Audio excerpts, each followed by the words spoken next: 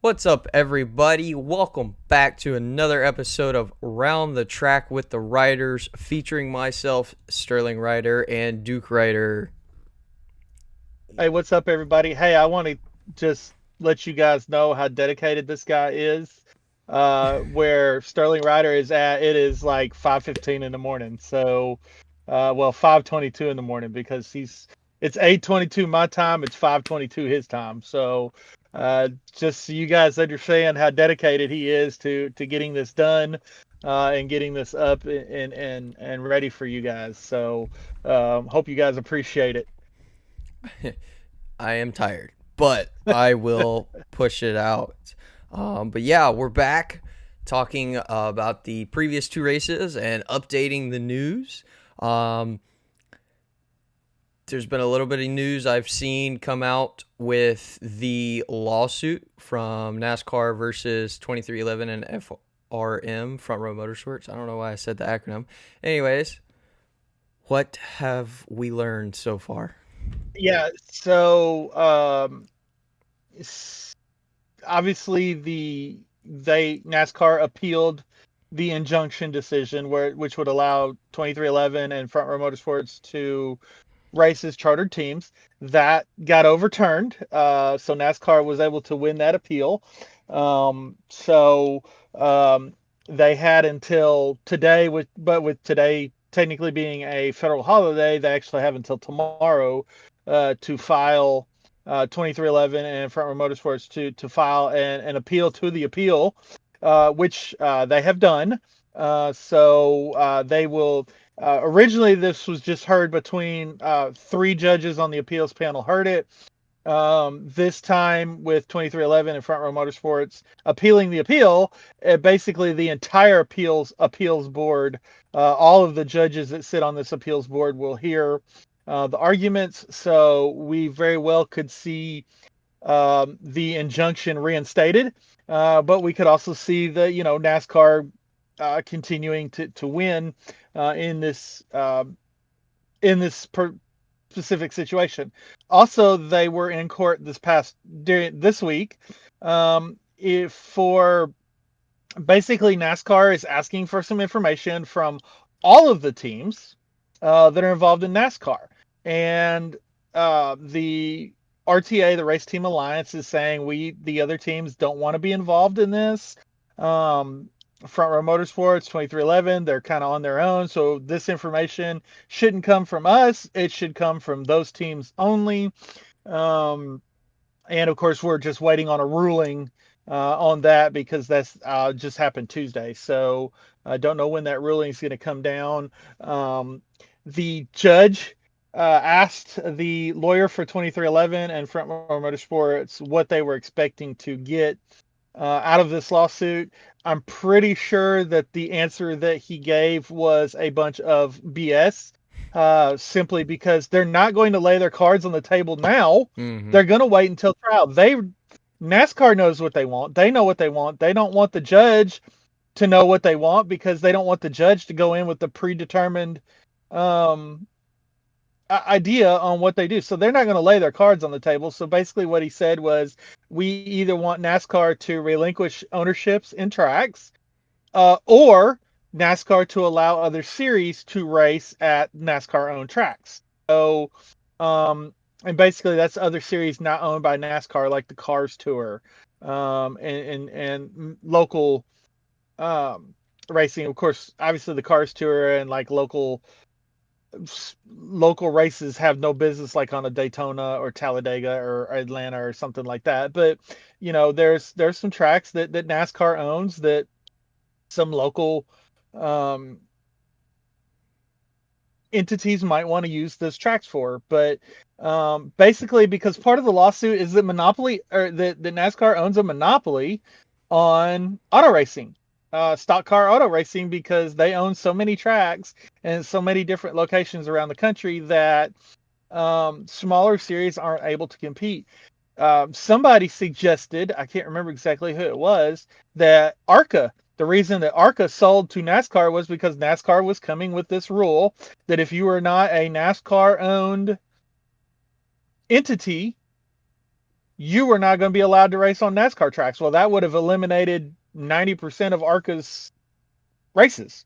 So, of course, NASCAR also owns IMSA.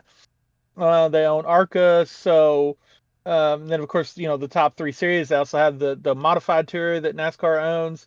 But like I said, if they win, basically what they're saying is with this is that NASCAR has this monopoly, so we want to break up the monopoly.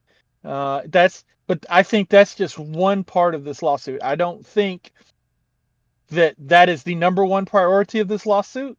I do not think that. I don't really even think that that's a high priority of this lawsuit. I think the high priority is to get the teams more money, as far as with the media rights deals, and also to make the charter agreement a more permanent agreement so that they don't have to do this every 5 or 10 years, or however long they sign the charter agreements for. Because the charter agreements seem to pretty much go in line with the media rights agreements.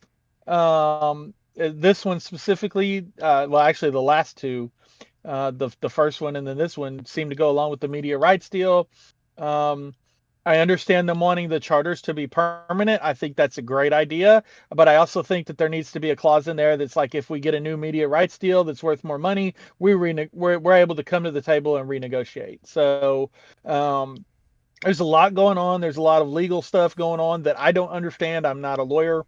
Um, I just can go off what Bob Pockrass and Jeff Gluck and Jordan Bianchi and Matt Weaver and all those that we follow on Twitter, what they post and how they kind of explain it. Also go off the words of the lawyer, because they did do some interviews with him.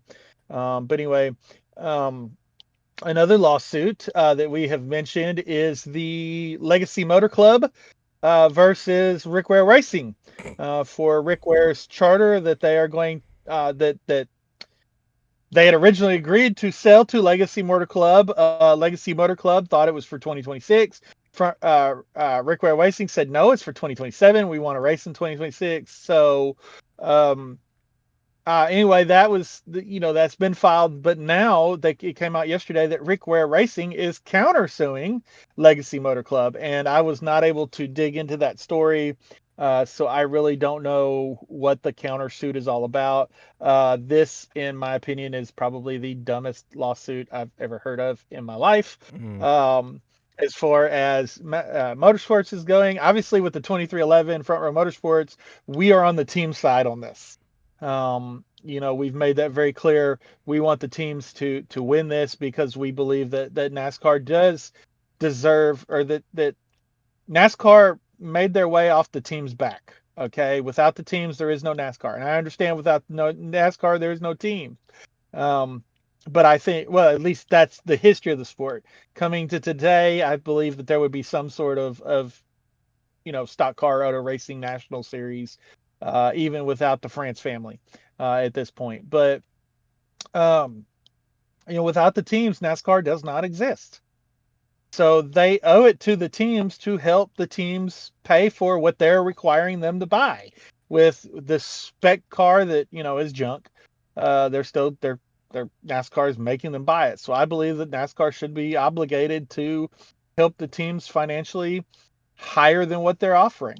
I also believe that this charter system should be a permanent system where once you buy a charter, it is a charter. Yes, you own that. Yes, we can come to the table when new media rights agreements are signed.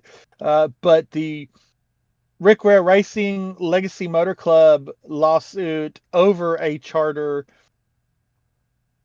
I see Legacy Motor Club's side of this that says, hey, this is what the paperwork said. I see Rick Ware Racing side of this that says, no, this is not what the paperwork said. This is what the paperwork said. When you originally gave us the paperwork to buy the charter, it said 2027. You changed it. When we agreed, you changed it, then you sent it back to us, and we noticed that you changed it, and we didn't agree to that. So, but anyway, it's just, they're fighting over a charter. They're backmarker teams that are fighting over a charter.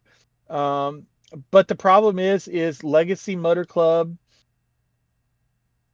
is Toyota's third team.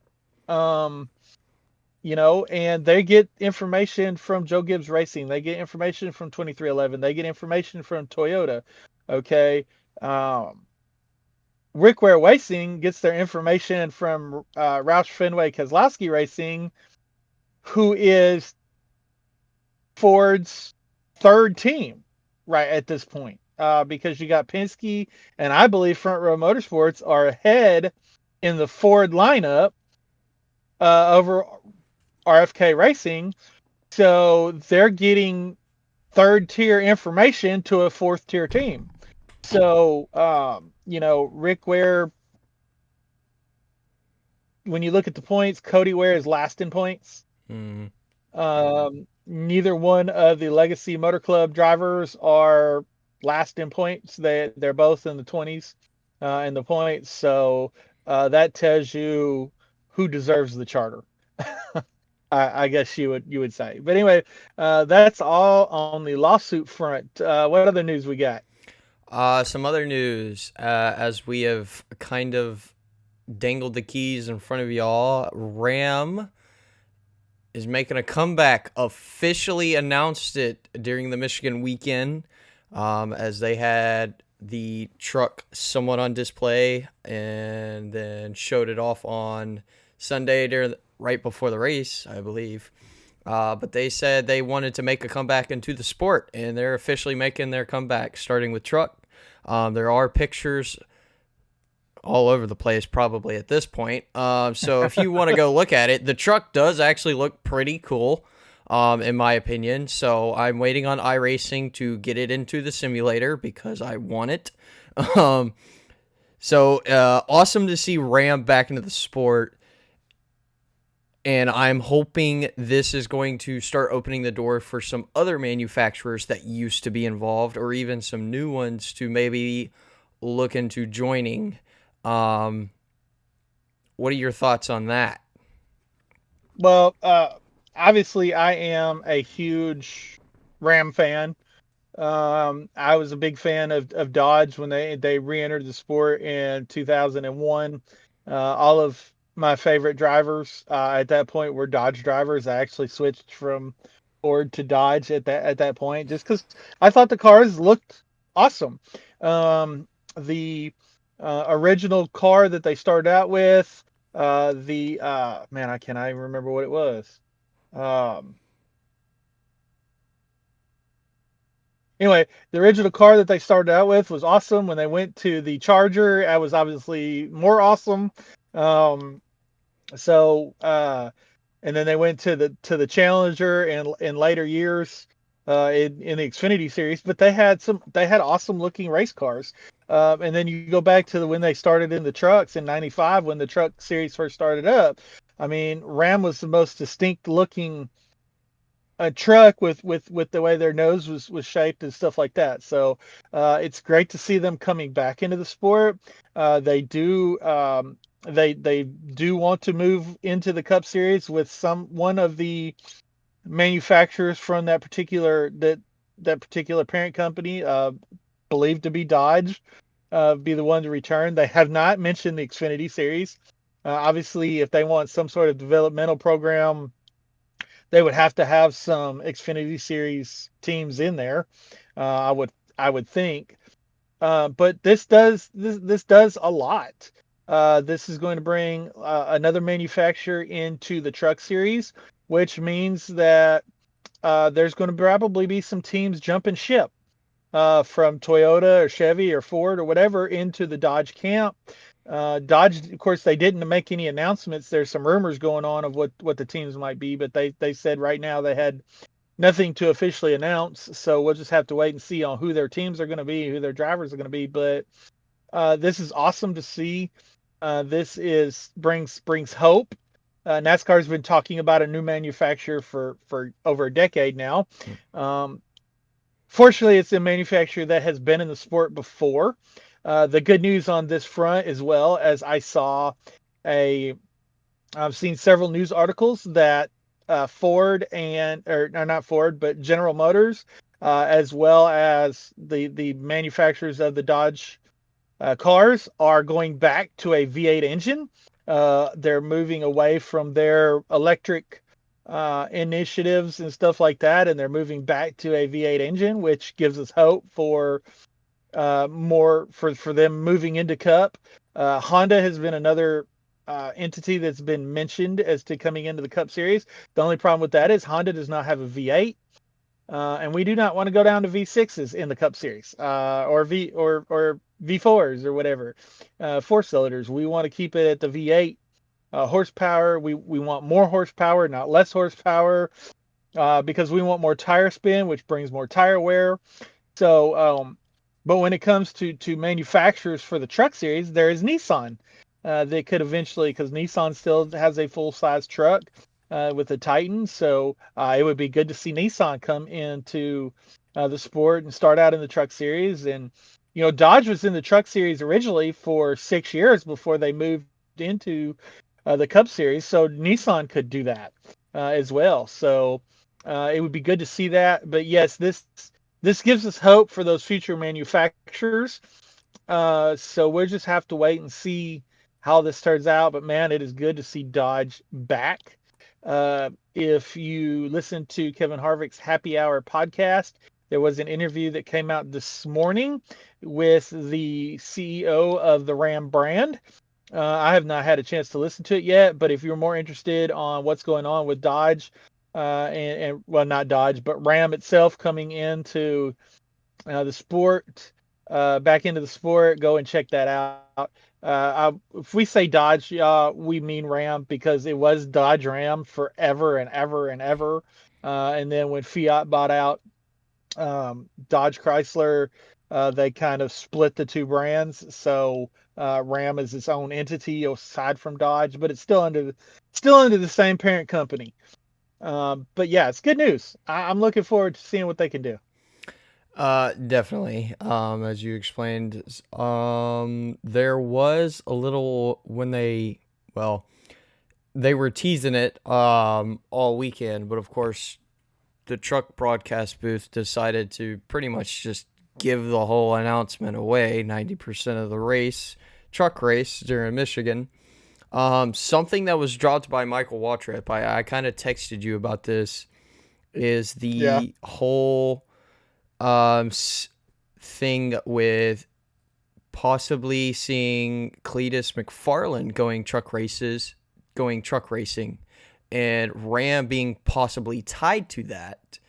Of course, we know sometimes Michael Waltrip is on the other side of the spectrum when it comes to announcements or things like that. So, this is the same guy that dropped the caution flag, at the All-Star race. So, yeah. So take it with a grain of salt, but like everything, when there's a rumor in the garage, there's usually some sort of truth to it. I mean, being a fan for as many years as I've been a fan, and listening to podcasts and stuff like that, especially Door Bumper Clear. Door Bumper Clear was really, really good at dropping hints of upcoming things.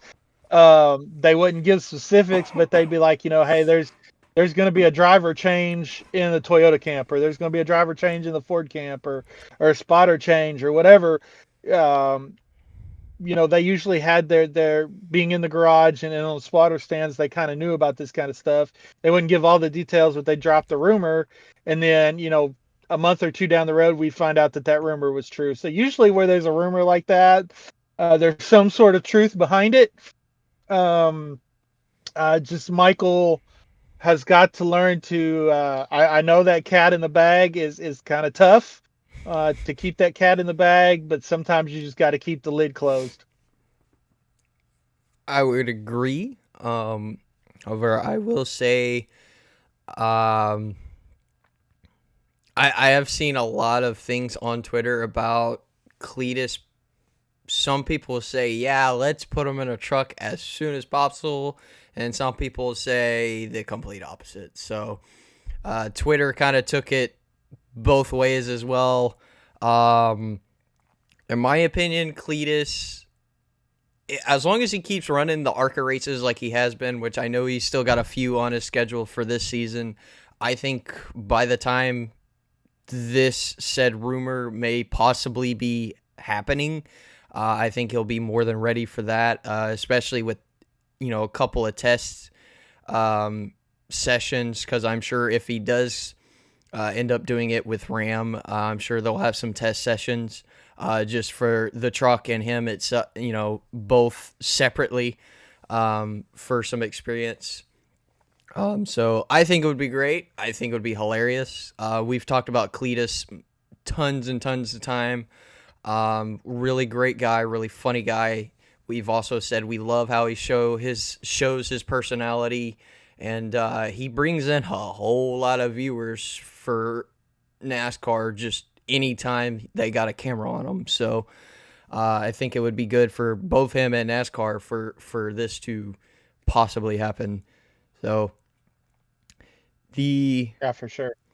Couple more things. The other thing, actually a few more things. One thing I want to talk about real quick, I just kind of want to dab into this.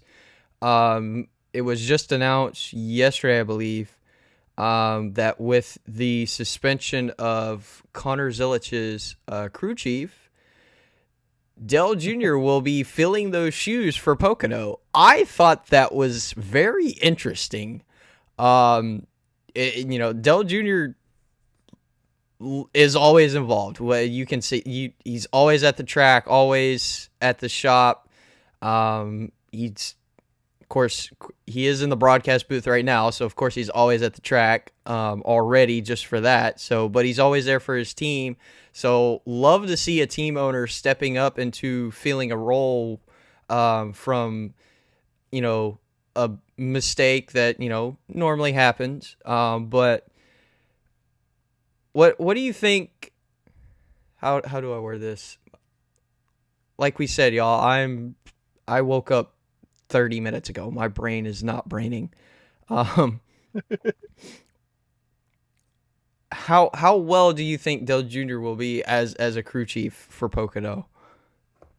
Well, if you go back and you look at the 80s and 90s, and even back into the 70s, and even the early 2000s, there was a time when a lot of team owners were just that. They were the crew chiefs for their team. A lot of them, there was one team. They had one team. They didn't have multiple teams like they do today. They had one team, and they were the crew chief. They knew the car inside and out, but at the same time, they were also the engine builder and the shock specialist. And, and these were the owners that we're talking about. So this is nothing new to NASCAR. Has not been done in a long time. But Dale has mentioned this on his podcast a couple years ago. That when one of his other crew chiefs got suspended, he's like, "Hey, why not put me on the pit box?" So a crazy idea at one point in time has turned into reality. And if they go out and win this race, it wouldn't shock me one bit because Dale is going to have Steve Letarte on speed dial. Dale's going to have his other crew chiefs, on speed dial. He's going to be talking to the other crew chiefs throughout the race. So, who knows better than how to manage an Xfinity Series race than Dale Earnhardt Jr. I mean, he's been on the pit box for years, working with these crew chiefs and watching these crew chiefs make these decisions. So, why not? He's done everything else in the sport that there is to do. So, now he might be a little too old to be going over the wall and changing tires or doing fuel or jacks or something like that. But put him on the pit box. Let's see how he does. I mean, this could become a long-term money saving thing for Junior Motorsports. Hey, we don't need another crew chief. We got Dale Jr. Yeah. I doubt that, but that would still be. I mean, hey, it's a one-time thing. Let's see what happens. It's great. If that doesn't put eyes on the Xfinity Series, we could have bracelets coming out and hats and stuff out that says, WWDD. What would Dale do? His crew chiefs could be wearing, not at Pocono, but the next week, It's crew chiefs could be wearing, what would Dale do, shirts or whatever, so when they get up on the pit box, they're thinking, well, what would Dale won the race last week? What would he do in this situation? That would be hilarious. I would instantly buy a shirt that says that, to be honest with you. Because that's great. So just a couple more things, and then we'll do some race recapping. This isn't really on the track news. This is just NASCAR World News. But if you guys missed it, there was a Q&A for the NASCAR 25 game that we've talked about a couple of times. And I just kind of want to run through some of the main things that were talked about. First off, as we were just talking about him, Dell Jr. is in charge of the soundtrack for this game. So be ready for some really good bangers. I don't think I've heard a good soundtrack in a NASCAR game since 06. There's still songs in that game I literally listen to on regular basis. So I think that's awesome. Dell Jr. once again getting involved with things, and when he gets involved with things, he's very passionate. So he's going to put a lot of heart into the soundtrack for the game. Another big thing is it will be released next-gen consoles only. So sorry to my little brother. Not that you can turn left anyway. So that is PS5. Right, we've been down that road. Yeah, more than once, sadly. But PS5, Xbox Series S and X, and then it will eventually come out for PC, if not at the same time, a little bit later on. And then I'm not really sure why they need a PC game, though. I mean, iRacing is literally PC. What do you need a iRacing NASCAR 25 console game for your PC for? I mean, unless you're just wanting to buy it once and be done. Yeah. Because, you got dues, or not dues, but subscription fees and all that to iRacing. But come on, folks. Yeah. That one was kind of weird because I was like, just get a normal iRacing. Like, it's right. It gets expensive, but if you space everything out the way you need to, it's really not that bad. Another little big thing is it will have iRacing driving physics and damage model. I think that's awesome. If you guys have watched any of the iRacing stuff on the channel, you see that the driving physics and the damage when it occurs, which for me sadly happens almost any race because of people. It's pretty realistic. It's about as realistic as you can get. And then iRacing's always looking to don't point at me. It's not my fault. Yeah, that's what they all say. But iRacing, even though it's pretty much still spot on in the simulator, iRacing's still always looking for that update to make it even more realistic. So that's pretty awesome. Customizable fire suits, helmets, haulers, and pit boxes. That is cool. That is new, and that is cool. That is new. Normally we get the fire suit sometimes, but the helmet is kind of new. They don't normally let you do the helmet by itself. And then the haulers and pit boxes is definitely new. I don't think I've ever seen a NASCAR game where that was an option. That also tells you how realistic this is going to be, because you're going to have haulers somewhere in the game.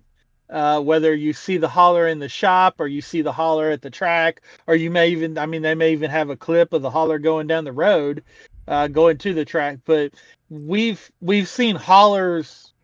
We've seen haulers in the games before, but it's basically like, just a bunch of plain trailers lined up to kind of give the illusion that you're in the garage. So having that just tells you how detailed this game is going to be. Oh yes, definitely. would be really cool, then I just thought of this, is if they use the hauler as a loading screen, kind of like traveling down the highway when you're like loading into your race for whatever track. Maybe have like a sign in the background. Of course, this is getting really detailed, but have a sign of what track you're going to in the background. I think that would be kind of cool, to be honest. It's your own custom hauler. That's just me. The only other news right now from them is track listing, which is set to come out in July. What all tracks will be in the game. I'm pretty sure we can figure out most of the tracks, maybe a couple to be added on in the future, whatever's not going to be in the first release listing. Yeah, there'll probably definitely be some DLCs track-wise. Paint schemes, they're expecting over 400 plus paint schemes already. And then they've already announced they'll have multiple DLCs for other paint schemes. And then also drivers. They said there's over 180 drivers, including across all 4 series, that will be options to race. So that's pretty much it. They just did another Q&A, but they haven't really... I kind of missed it, so I didn't exactly get the second Q&A, what may have been asked. But those are a lot of the main points from the first one that I thought were pretty cool and pretty important. So yeah, I'm excited. I'm ready for September. And the thing that I love about it is they're releasing just enough to keep you excited. And they're releasing it bit by bit. They're not putting everything out there all at once. Like, here's the drivers, here's the tracks, here's the physics, here's gameplay. They're doing it little by little. And it just increases that anticipation. Every little tidbit of news that we get just makes us look forward to September more and more and more and more. And I tell you though, what I do hope, you mentioned the track listing, I hope there is some fantasy tracks. Yes. On this game. I look back at the old NASCAR games, and matter of fact, this I'm gonna go way back here for a minute. We played recently, our family just hanging out playing games. We played the original NASCAR Rumble game on the PlayStation 1. And you remember that game. Yes. They have a track on there that is a circle. It is a small circle, little bitty circle. It's called like Circle Minimus or something like that, or Minimus Circle or something. It's like a quarter-mile circle track, okay? And it's a fantasy track, but it's awesome. But I also go back to the old NASCAR chase for the Cup days, like especially 2026 or 2006, where they had the road course, that Old Spice road course. I loved it. I know you raced the trucks, the modifieds, and I believe the Busch Series ran there. I know Cup didn't, but you could, if you were selecting tracks, for the outside of the career mode, you were just selecting tracks to race. You could race the Cup Series at that track. And then there was also Dodge Raceway Stadium, where it was a small Bristol-like racetrack that had the pit road underneath the bleachers. So you had to pit, you had to pull in, and you pulled out the same place you pulled in. So oftentimes there were collisions with cars entering pit road and cars exiting pit road. Yep. But fantasy tracks like that just make the game fun. Yes. It adds a little bit of just fantasy, stuff like that. I also hope that, like the old NASCAR computer games before they moved into the iRacing they have now, that you could customize your schedule. So if you have a fantasy track on there, and let's say you don't want to run the Chicago road course, you would rather run like the Old Spice road course, you could swap them out and you could customize your schedule. So I'm hoping that there's customized schedules with fantasy tracks, just so that we can have our own personal experience. And that way everybody's is going to be different. and that just makes the game more fun, in my opinion. Definitely. If you guys haven't seen, go check out their little dev diary episodes on the game, where they sit down with multiple of the producers, with some one-on-one questions, real, and some intro to a little bit of what you would see in the game. So it's really cool. I'm really excited. I would love fantasy tracks to make a comeback. Honestly, if they do another Q&A, I might try to hop in it and ask said question, just to see. So super excited. They still haven't set a official release date, but they said late September, beginning of October. So either which way, perfect for me. Hint, hint for a birthday present. But I'm as going to take a guess because games are normally released on a Tuesday. So I'm going to just a wild guess. I would say September 23rd or September 30th.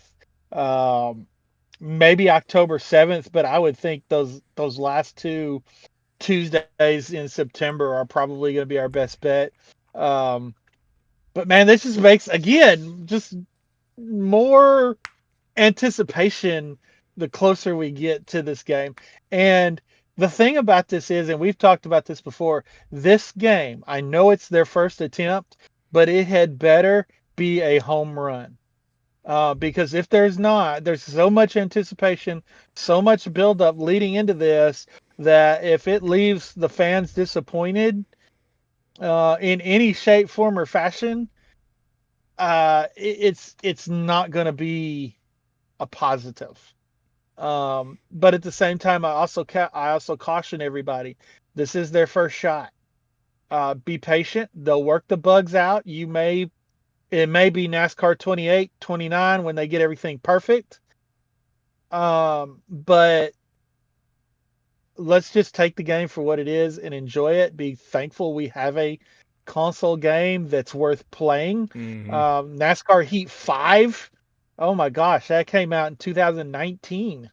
Um, that is I know they had NASCAR Ignition 21, but come on, people, did you really bother? So let's have that anticipation, but also let's keep our expectations to reality when it comes to what they're able to do. So I'm looking forward to this. Absolutely. I'm sure there'll be a few bugs, but I'm pretty confident it's iRacing. Just as the PC simulator they have is phenomenal. Even they've been a thing since 2008, and I'll be honest, I didn't really know about it until like 2014. But it's still, you got to give them a few years to really get spread out throughout everywhere. But I'm pretty confident the console game will be awesome. The last thing of news, and I'll say take this with a little grain of salt as well, because it's not really 100% confirmed. But there has been a what do they call it? Statement from Tom Cruise, that they're doing it. They're making a Days of Thunder 2. And it has also been said by Jeff Gordon that he is all for it and he is helping with it. So, been waiting on this for a while. One of the things they've teased the last few years, actually, to be honest. So, like I said, it's not an official announcement, just an actor announcement, really. But hopefully it happens. That's honestly all I can say about it. So, thoughts? Yeah, the original Days of Thunder was great. You go back and you look at those cars, those Chevy Luminas in the early '90s, which were part of Days of Thunder. Um, it was a great movie. It brought a lot of eyes to the sport. Um, the car though was the draw. I mean, because of the way those cars drove, the way those cars raced, the way those cars looked. Was so awesome back then. I mean, the Chevy Lumina is probably one of the best looking stock cars that's ever been on the track, in my opinion. I loved all of the early '90s cars, the Lumina, the Ford Thunderbird, the Pontiac Grand Prix, all of those cars. I loved them. I just absolutely loved how they looked. Wasn't a big fan of the Monte Carlo that they came out with in '95. Of course, it got better. It looked better throughout the years before they moved to the COT and all that, and the Impala. Um, but with the next gen car, the car that we have now, because you go back and you look at the big storyline of Days of Thunder. All right, it was about building the car, Mm-hmm. how they could tweak the car to race and to win at Daytona, how they could use the car to beat and bang and push each other out of the way, and how they could use the tire to have an advantage and stuff like that. Because there's that one scene where the crew chief is like, he's got the tire, he's like, his way where the tire is all burnt up, my way where the tire is still in good shape. um that one scene with this car, with this tire, half the movie's gone already. Mm-hmm. um just with it being a spec car and a tire that, I mean, it doesn't seem to matter how hard you run it, unless you're running on low air pressure, that tire is going to last 200 laps. Um, so while I look forward to anything that can promote NASCAR as a whole, I'm just not sure how good they can do a movie with this car. That's my concern. Is this car? I think this car can hold the movie back. No, I could definitely agree with that. Just everything about this car is more already just put together for the most part. Is not much car building, not much changing to do to the car itself. And then, as you mentioned with the tires as well, there's almost no tire wear nowadays either. So definitely a huge difference. So it'd be interesting to see how they might kind of approach it. But yeah, if y'all don't know, Days of Thunder is kind of explaining the whole Hendrick Motorsports start as well. So, and there's really hasn't been a new team to say they've started. So Maybe 2311 is the latest team that started from scratch. I mean, Trackhouse Racing didn't even start from scratch. Well, they did, but then they bought out Chip Ganassi. yeah. So I would say 2311 is the most recent start from scratch team that you could really build the movie off of their story. Uh, now, unless of course they take it, if they stay with the Hendrick Motorsports theme, that they started Days of Thunder 1 with. Okay, now you've got Cole Trickle's son in the car, and he's just dominating everything. Kind of like Hendrick has done over the last 25 years. Very true. Very true. That is You also know, a uh, possibility. so again, you talk about the arc, what direction this movie can go. There's many directions that this movie could go. So you could see a continuation from a literal continuation from Days of Thunder, where you've got Cole Trickle's kid now, driving in the sport for Cole's team. Like, this is Cole's team. Cole owns this team. And now his son is out there dominating, winning championships, and what kind of monkey wrench can be thrown into keeping him from winning a championship. And I wouldn't be surprised to see something along the lines of the main character in this doing a double, an Indy Charlotte double type situation. That would be interesting. So yep, that's all the news. So now we'll actually do. Oh, Not really. uh-oh. Adam Stern reported yesterday that NASCAR is looking at possibly holding a street course in the San Diego area. Ah, yes, I saw that baloney. Uh, with Mexico being questionable for next year, with the Chicago street course, this probably being the last year of that, they are looking at other places to do street racing. This is just another situation of NASCAR turning a blind eye to what the fans want. Fans, we are not fans of street courses. We are not really fans of road courses. There are plenty of natural road courses that we can go to. There's Road America. There's Road Atlanta. There's um, I'm trying to think. There's other road courses that are out there that exist. I'd rather see them go back to Mexico than go to a street course. Just to be perfectly honest with you. Because you look at Coda and how well Coda has taken off and how really popular that track has become. Road America was getting to that point when they pulled Road America off the schedule. So there are some natural road courses that we can go to. Let's stop this. On top of that, along with that announcement, Steve O'Donnell has apparently come out and said we're not going to worry about rural areas anymore. We're going to go to the big cities where our fans are. Got news for you, NASCAR. Your fans, you may have some in the big cities, but the majority of your fans, guess what? We live in rural America. We're farmers, we're ranchers, we're blue collar folks.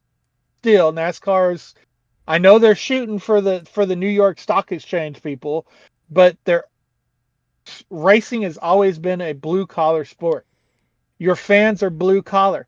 Stop chasing Wall Street. Okay, networks. I know this is what the networks want. The networks want to go into these big cities like Chicago, San Diego. Okay, I don't really care what the networks want. That's not where your fans are going to go. Your fans are going to go to a North Wilkesboro. Your fans are going to go to a Charlotte. Yeah, Charlotte's a pretty good sized city. Daytona's a pretty good sized city. Atlanta's a huge city. But we're going to go to those places because they're established places and they're what we grew up with. They're blue collar areas. We're not going to go to, Chicago's attendance has steadily decreased over the years. This will be the third year. I expect the lowest attendance for the Chicago street course this year. Why? Because we don't want it. This isn't what your fan wants. They don't want street courses. They don't want electric cars because that's another announcement. All three electric cars for Ford, Chevy, and Toyota are going to be on the track at Chicago at the same time. Yep. Running laps pre-practice. Okay, your fans don't want electric cars. We don't have electric cars. We drive V8, V10 trucks. We drive sports cars. We drive Camaros. We drive Mustangs. We drive Dodge Chargers. We drive Toyota Supras. That's what we drive. We don't drive Honda Priuses or Chevy Cobalts or I be honest with you, I don't even know what Toyota and Ford's electric vehicles are, but I promise you, your average NASCAR fan, that's not what they're driving. They're driving a gas guzzler, and they've got no problem driving a gas guzzler because we understand that climate change is a bunch of crap. Yep. So we understand that electric vehicles are actually worse for the environment than gas-powered vehicles. So that's not what we want. We don't want street courses. We don't want electric vehicles. So stop trying to push this down our throats, because what's going to happen is you're going to cause your fan, your hardcore fan that goes to the races, that watches every race, that spends money on merchandise. They're going to turn the TV off. They're going to stop watching. They're going to get out altogether. Yep. Okay. That's what's going to happen if you keep searching and you keep hunting this casual fan that's flipping through the channels and finds cars going in circles and watches for 10 minutes that boosts your ratings. On that note, I would like to mention the Amazon Prime ratings. They have an increased demographic for the 18 to 35-year-olds, but a decrease from the 55 plus demographic. They are up in the younger demographic, but they're down as a whole. Okay. So what's going on here? They're like, oh, it's a big deal. We've got these 20-year-olds watching NASCAR. We've got these 25-year-olds watching NASCAR. No.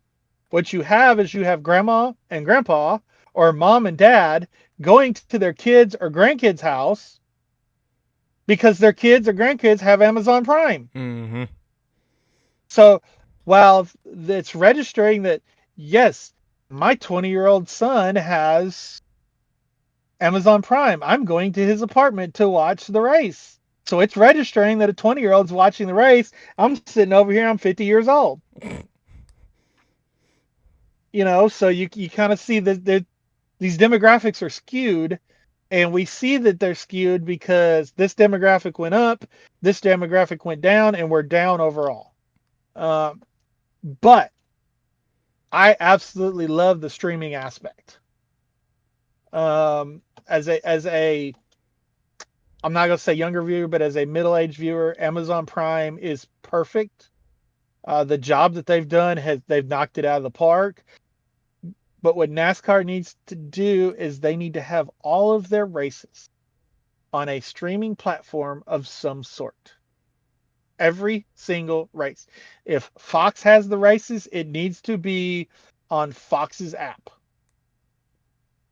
Okay. If NBC has the races, it needs to be on the NBC Sports app or whatever app they may have.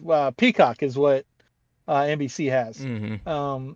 So the races need to be streamed on Peacock because I'm more apt to pay for Peacock and turn off YouTube TV. NBC's getting my money directly now. Yep. Okay, it's not having to go through YouTube to go flow to NBC. Same thing with Fox. I'll pay for the Fox app, whatever, $5-10 a month, whatever, so that I don't have to pay $90 for 105 channels I don't watch when I watch 5 channels out of what's on there. CW, they're putting the races on the app the day after the race. Okay. Which is okay, but come on, you got to do better than that. You need to stream the app. You need to stream the race live on that. CW's free TV. Why can't you stream it for free on your app? Come on now. Mm-hmm. This doesn't make sense to me. If you truly want the younger viewers, you need to offer both options at the same time. Your TV for your regular people, for your older people, and your streaming for your younger people. Then let's talk about demographics. Yep.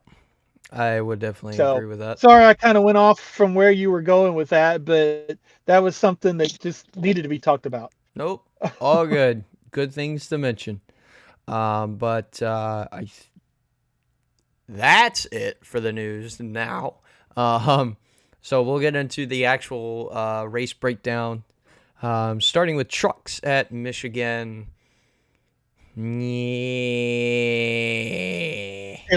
It was a truck collision derby. Yep. Pretty much. And it was the first half of the race was pretty decent, and then it's like they thought they were at Martinsville and just started being stupid. But okay, so this was supposed to be a 250-mile race. It turned out to be 278 miles. So 28 miles more than what it was supposed to be, because of the overtime. Now, Dale Jr. mentioned on his podcast last week, and I have to, I want to talk about this for a minute with the overtimes. And he got it from somewhere else, and he didn't, I don't remember if he mentioned where he got it from, but I have to agree with his idea here. Okay, we talk about overtimes. What his idea was, now he talked about the Xfinity series and the Truck series.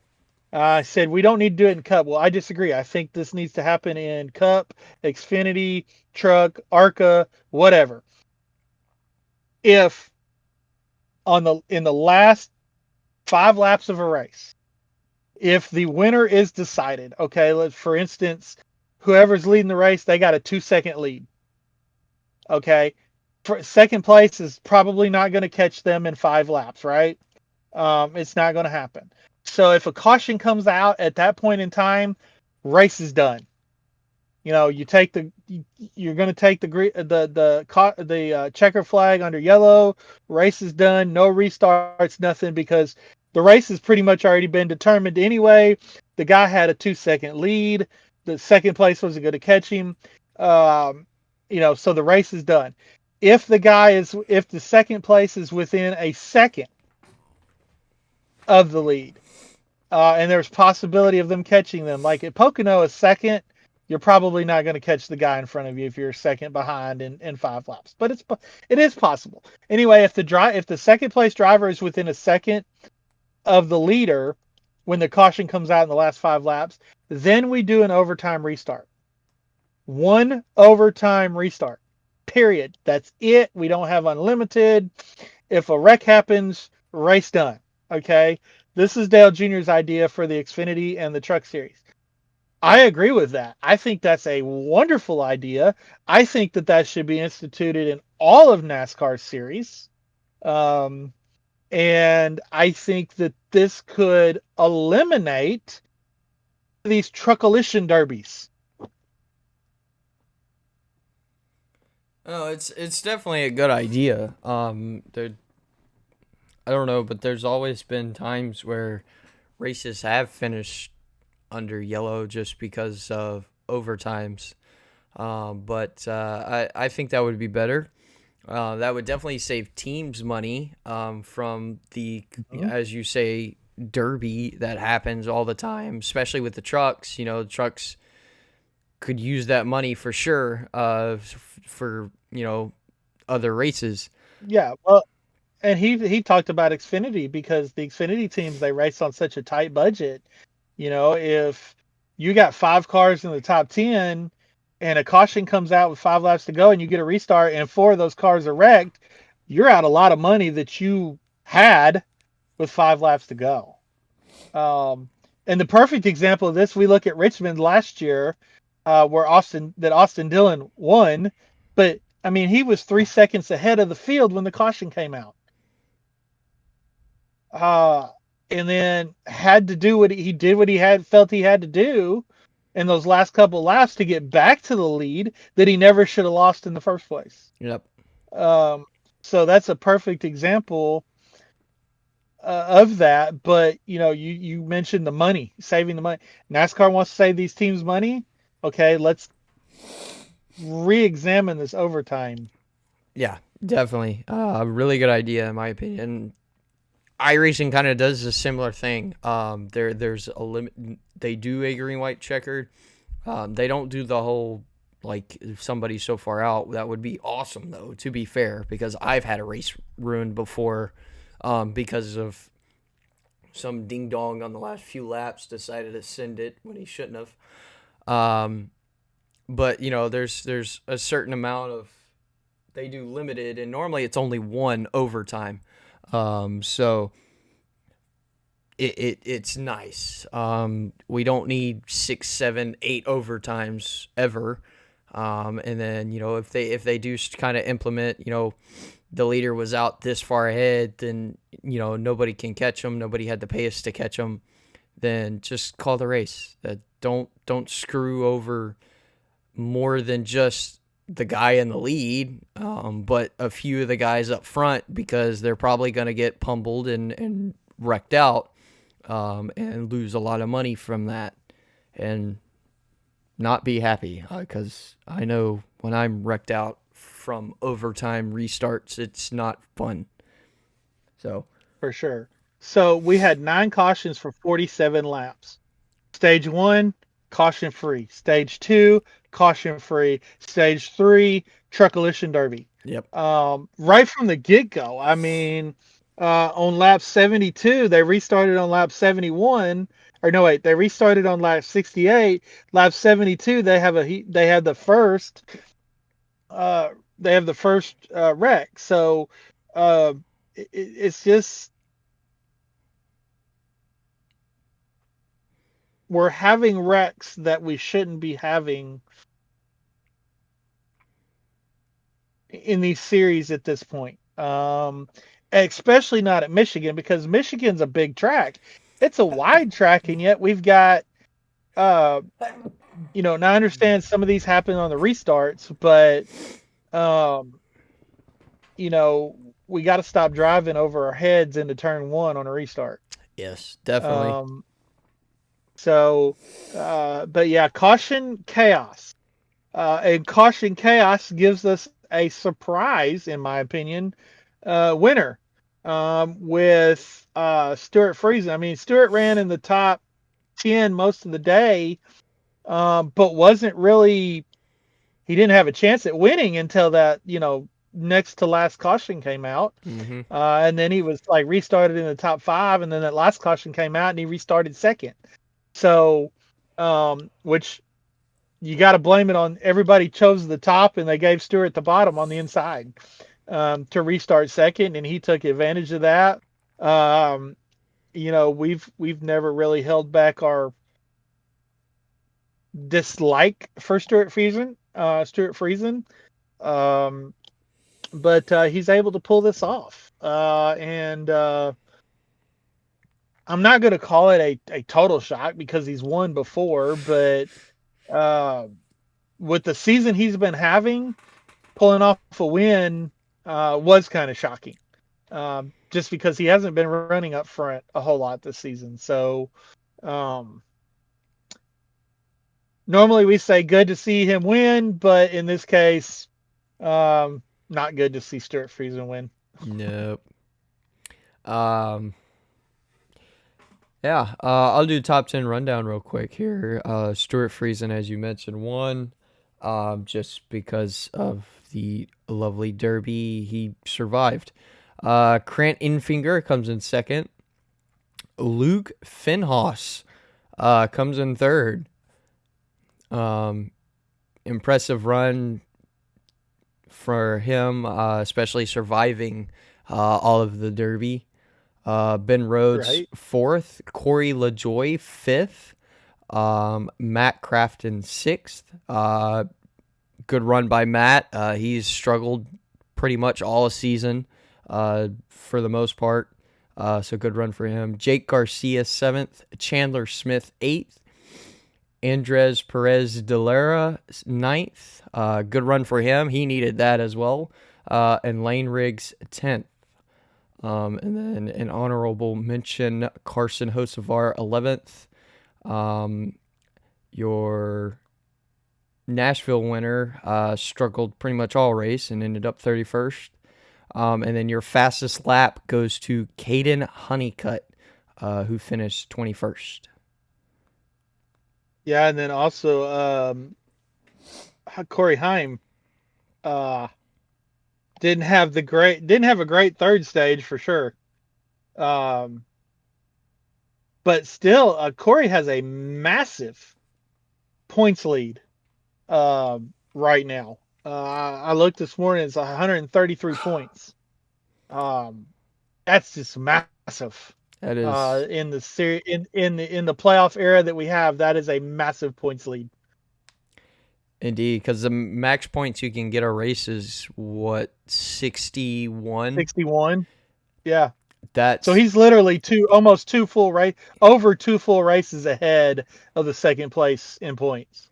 Yeah, definitely. I would definitely say Corey Heim is the championship favorite. But if we went back to points racing, he'd win it in like 3 more races, to be honest, in my opinion. Yeah. And not only that, but he has a more than double playoff point lead. Does he? So yeah, I mean he's got like 31 playoff points. Yep, it's 31 to 11. So he's got 20 points over second place on playoff points as well. So impressive for Corey Heim. So yeah, that's a great. And then of course he wins the regular season championship. He's going to have at least 5 more playoff points than the second place driver is going to get. So Again, you said he's the championship favorite. Well, if he goes in with close to 50 because he's still got more races to run, he could go in with 50 playoff points. I mean, that pretty much locks him into the championship four. Indeed. Oh. Moving on. No Xfinity race at Michigan. So moving on to the Cup race. Boo. Once again, the first 199 laps. 195 laps because it's about 5 laps to go when Denny took the lead. But looked like William was going to pull one off again. Mm-hmm. And was saving fuel, so he gave up first place to try to continue to save fuel, and ended up running out, coming to pit road as Denny crossed the line to start the final lap. So, and ended up finishing a very disappointing 28th. But the other person that was super impressive in this race, and we've talked about him being impressive here recently quite a bit, is Carson Hocevar. Oh yeah.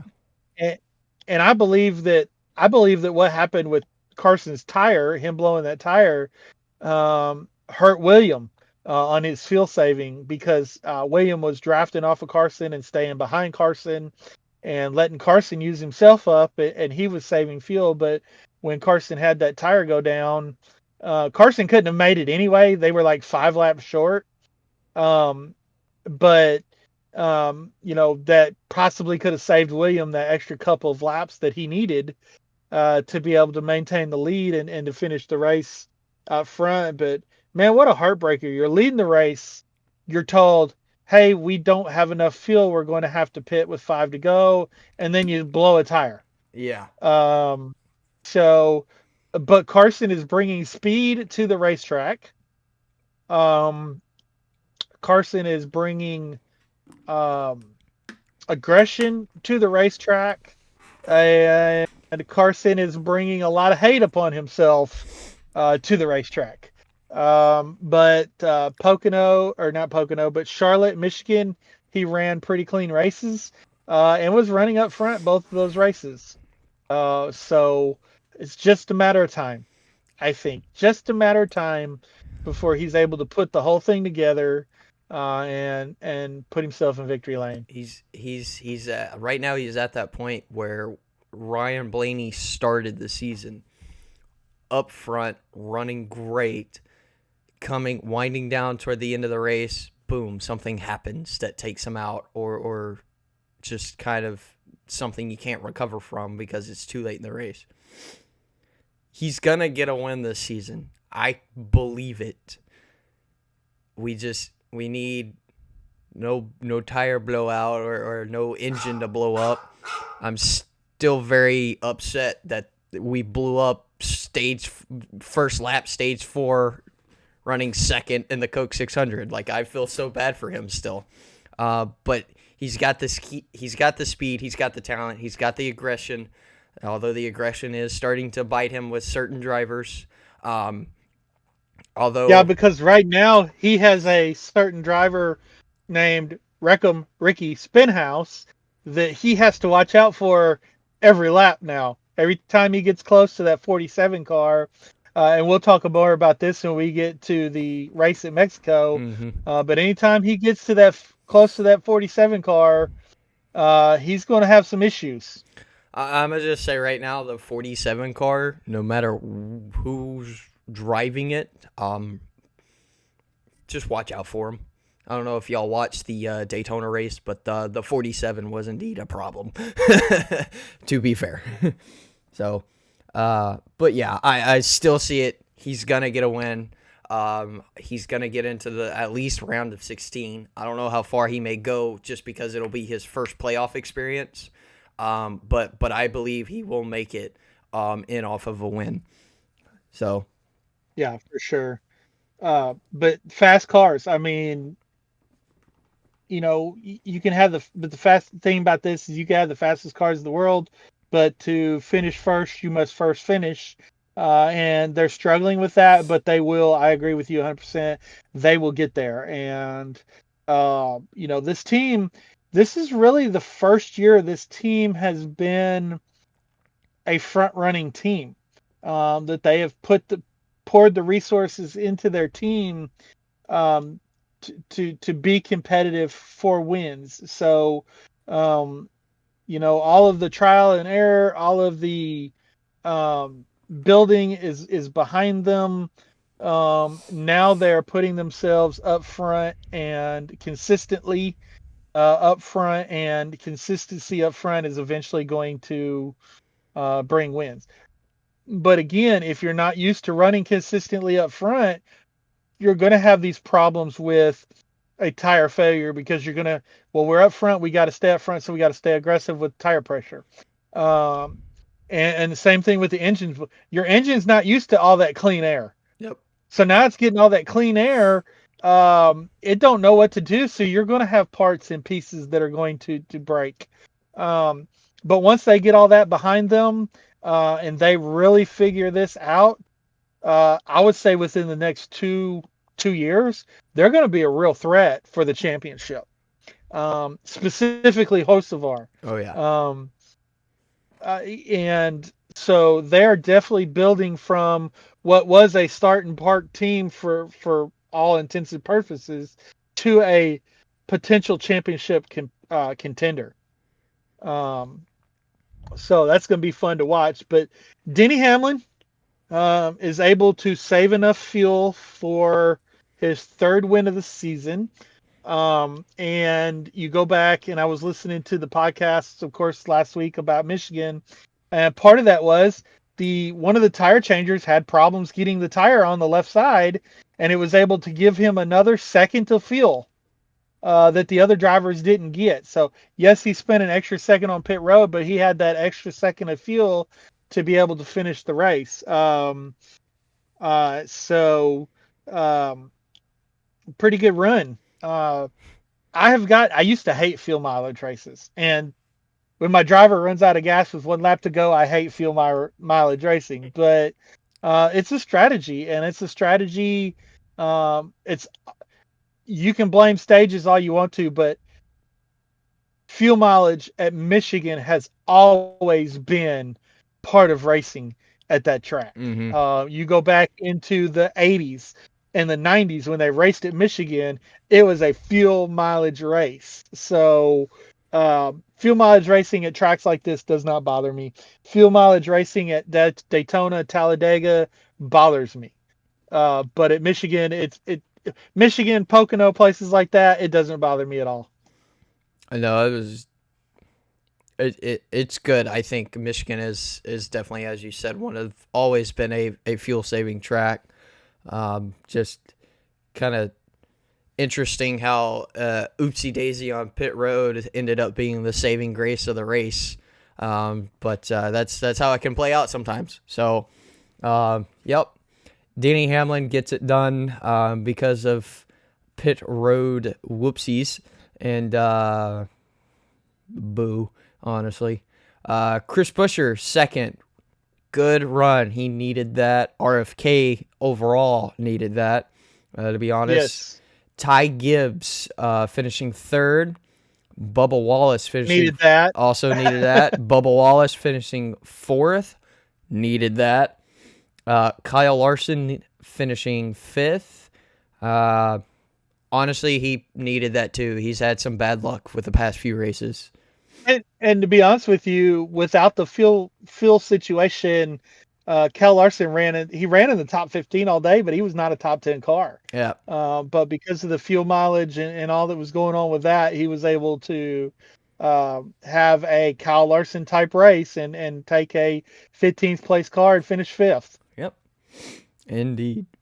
Excuse me. Ross Chastain, sixth. Why'd my voice crack? Sixth. Zane Smith, seventh. Good run for Zane for sure. Kyle Busch, eighth. Ryan Preece, ninth. And Brad Keselowski, 10th. Hey, all three RFK drivers finished in the top 10.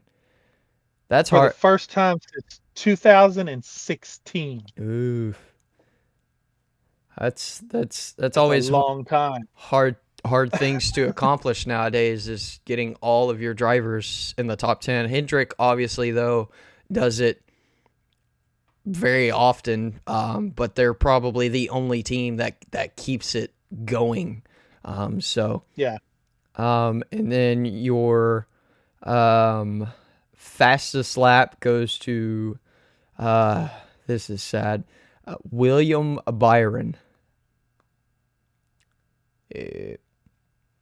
Yeah, we'll take it though. I mean, it's a point. Had a bad finish, really good stage finishes, terrible finish, due to the fuel mileage thing.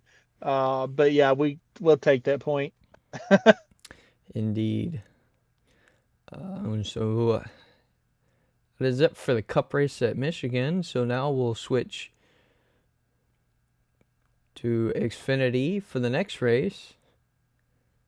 Mexico For Mexico City. And Speedy Gonzalez, the fastest man in all of Mexico, was in this race.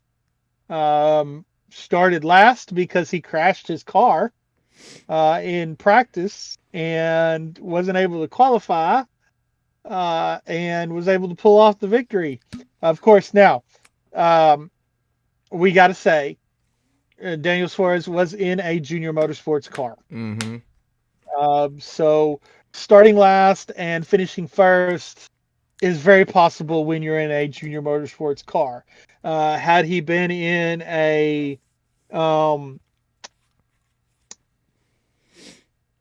another car for another team, probably not gonna have the ability to finish first like he did with Junior Motorsports. Yeah. So,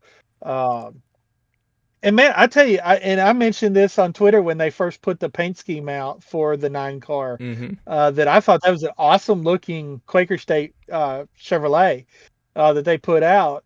And then he wrecked it, and they brought out this black car and stuck decals on it, because with the Xfinity series, they're not allowed to have a fully prepared backup car. Each team is only allowed, like, I think Junior Motorsports being a 4-car team, they're only allowed to have like 2 backup cars. Maybe a few more since they're going all the way to Mexico, but I don't know how that worked. But anyway, they had to pull this backup car out. Dale Jr. said that it was a Justin Allgaier backup car that Justin had used previously and finished in the top 10 with. So car has good history. The black Quaker State car doesn't give me as much of a cool car vibe as the original scheme, but it still stood out. Oh yes. On the track. So, but man, what a crazy race! Yes, this was. I'll be honest. I did not have high expectations for the race. To me, Mexico, it's the F1 track. I've raced this track in the F1 game. It's a Formula 1 track. Yes, I didn't think NASCAR was going to be able to do good, in my opinion, just racing wise. But I'll be honest, the Xfinity race was really good. Especially with the winner driving from dead last through the field up to the front. Huge. And I'm gonna call out the haters. Don't hate on NASCAR. This was not a rigged race. There's so many people saying this was a rigged race. Even before that last caution came out, they were saying it was a rigged race. So it wasn't. He drove away from Taylor Gray. Taylor Gray just couldn't catch him.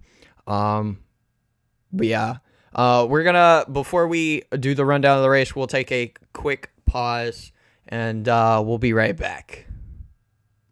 Back from the break. So, just so happens, and we'll talk about this in a minute. During the break, we found some breaking news. Yeah, interesting. What could happen? So Right? All right, rundown for Xfinity race at Mexico. I'm not even going to try to pronounce that racetrack name.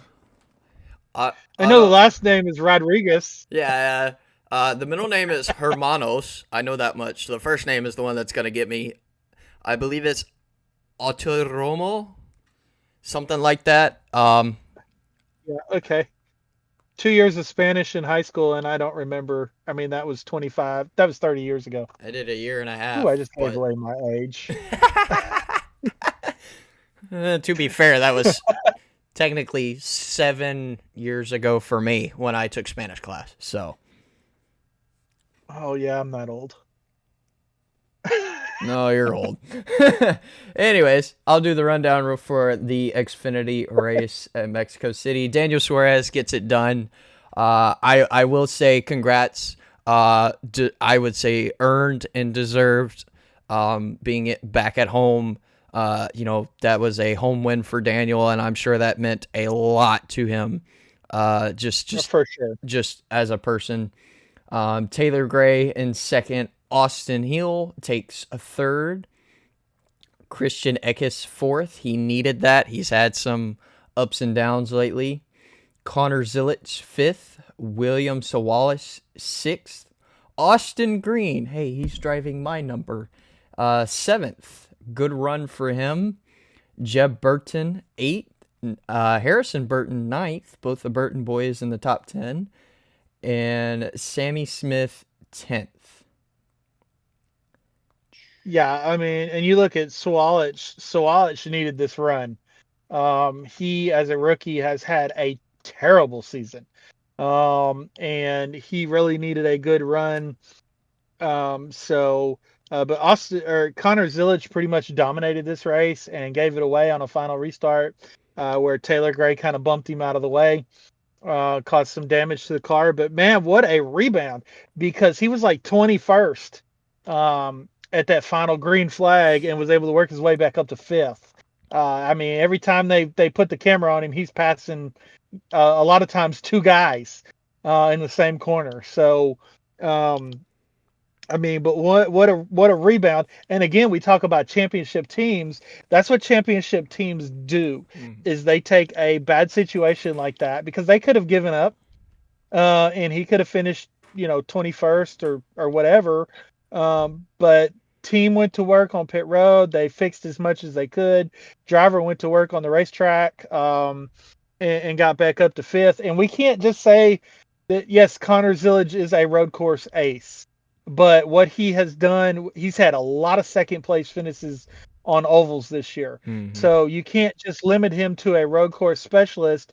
You got to say he's pretty doggone good at all of the tracks that NASCAR goes to. So I would put him as a potential championship favorite. So, but being able to rebound from that situation and still finish fifth really shows you what kind of heart that team and that driver has. And Taylor Gray, he's kind of had a rough rookie season too. So him out there leading laps, running really really well. Justin Allgaier had a terrible day. Transmission just giving out. I mean, basically is what happened.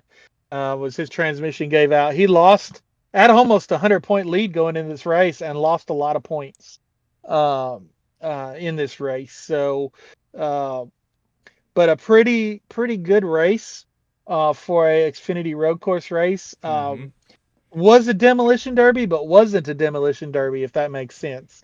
It was what we expected, but it wasn't total chaos. Yeah.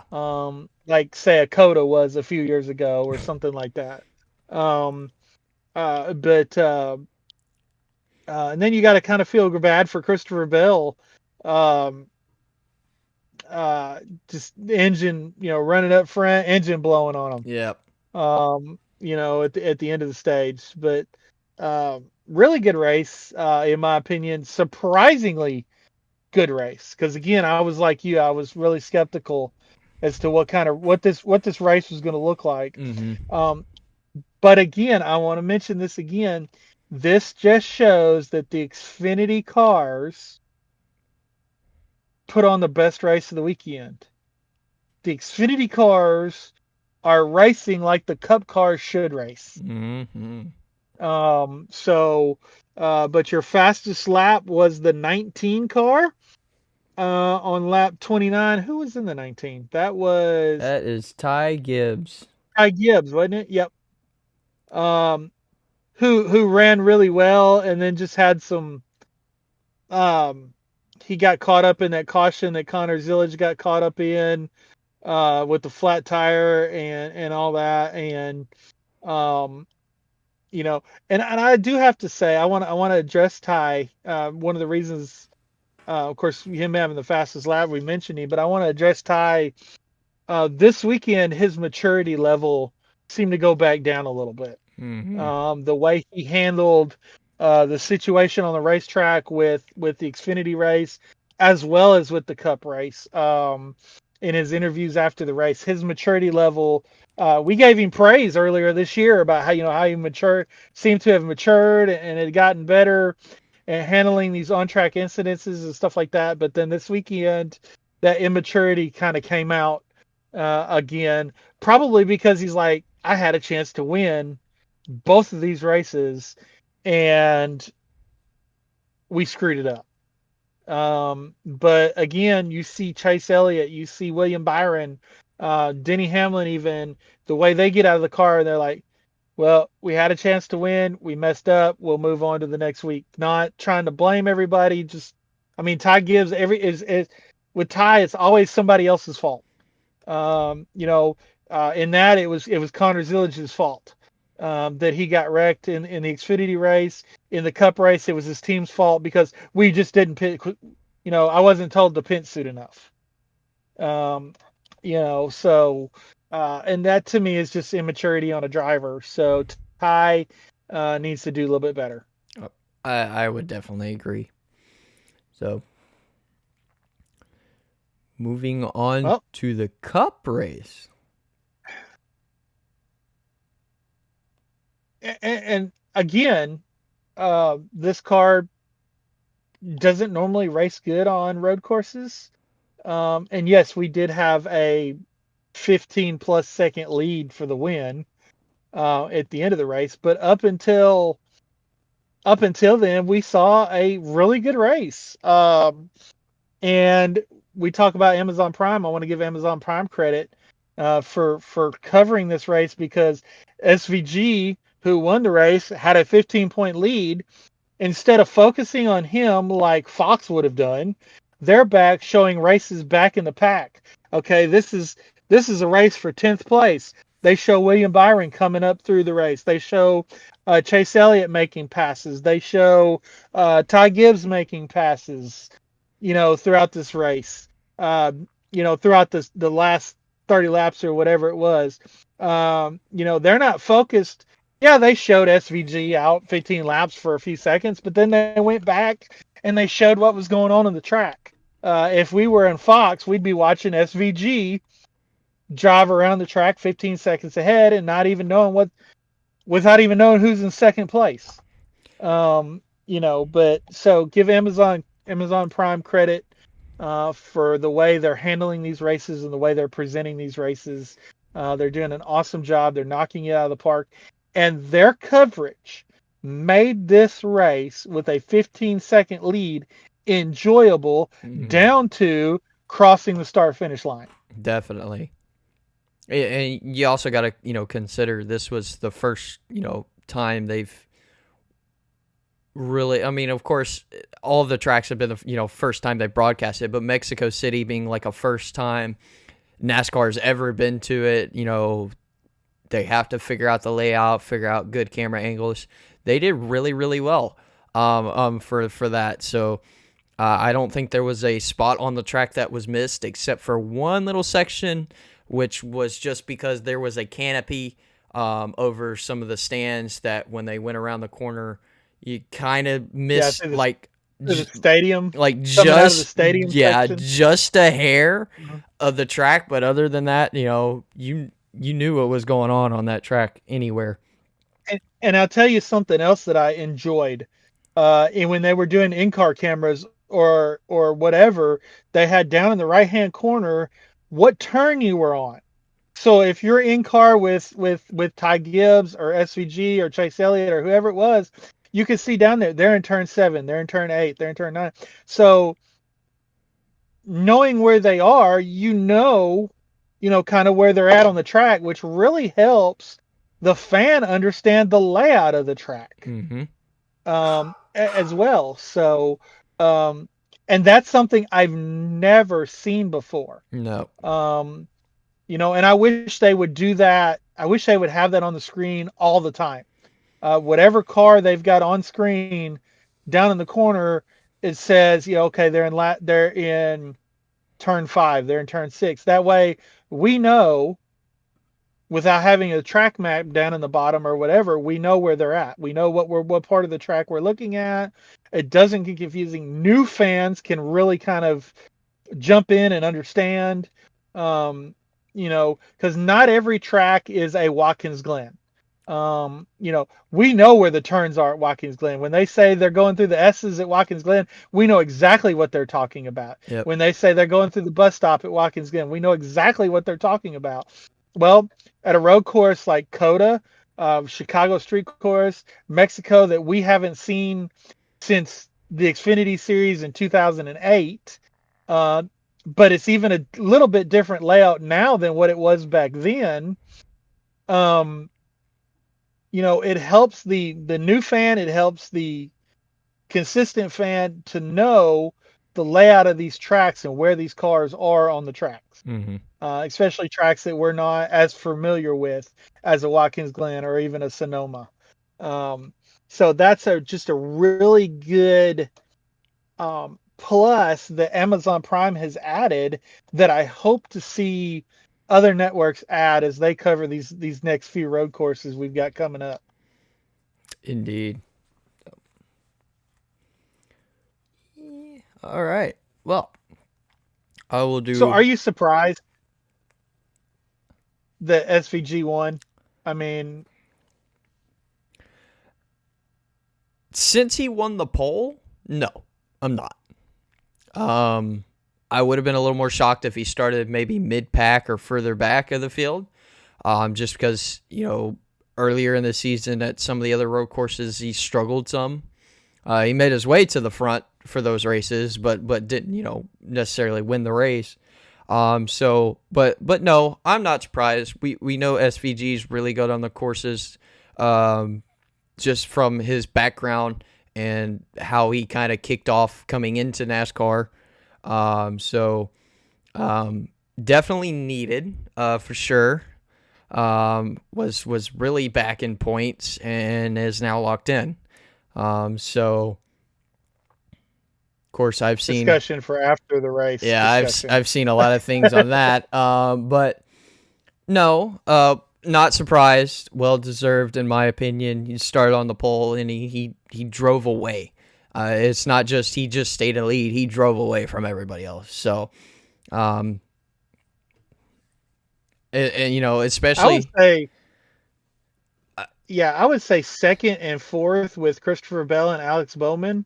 Not that they're bad road course drivers, but that they started so far back in the pack and worked their way up is more of a shock, more of a surprise than SVG starting on the pole and winning the race. Mm-hmm. I can agree with that. But I will also mention the top 5 is known for their really good road course running. To be fair, yeah. I'll go down to your top 10. SVG gets it done. Wins the race. Christopher Bell finishes second, and as you mentioned, was in the back. He started 31st, so good run by Bell. Chase Elliott finishes third. Good run. We needed that. Alex Bowman finishing fourth. Again, starting in the back, starting in 29th. Good run for him. He definitely needed that. He has struggled a lot this year. And after he took that hard hit at Michigan, I think up until like Wednesday, they weren't even sure that he was going to be able to get in the car. Yep. So, because, and we've talked about Alex has had back injuries in the past. Mm-hmm. This kind of aggravated, caused him a lot of back pain. He even mentioned that there was one point in time over the weekend, his girlfriend had to help him up off the floor in the hotel. Oh. Um, so he mentioned that in the post race interview, mentioned he didn't go anywhere. He didn't get to experience any of Mexico City because he just stayed in the hotel, laying in the bed, trying to rest his back. So to be able to come back from a hit like that, start so far back in the field, and then finish fourth is impressive. My question is this an Alex is this Alex Bowman saving his career type performance? Because we've talked about, yes, he's signed through 2026, but there's a lot of drivers out there right now. And next season, we've already been warned that next season, silly season, is going to be one of the craziest we've seen in a long time. And it was just a couple years ago when Kyle Busch left JGR to move over that we had a crazy silly season. So, Mm-hmm. we're being warned by media members that 2026 is going to be really crazy. So, do you think performances like this is career saving, or do you think it's just he's still got something to prove? He's got to win races to be able to save his career. I'll kind of take it into perspective with how the rest of the team, Hendrick overall, kind of running. Yes, when basically Kyle Larson came in, obviously with Hendrick, and immediately dominated. All the other three, though, they didn't do that. It took them a while to get that first win. We saw it with Chase Elliott. It took him a full 2.5 years before he got his first win at Watkins Glen. William Byron, it took him, I think it was his second season, he finally got his first win, or it may have been third. I'm not sure. Third, yeah. Alex Bowman, it took him a while to get that first win with Hendrick Motorsports. So when you put in perspective with, now we've got, yes, William is still winning. Yes, we got Kyle still winning pretty consistently. Chase Elliott, former champion. Alex Bowman, former race-winning driver, not performing like Kyle Larson and William Byron.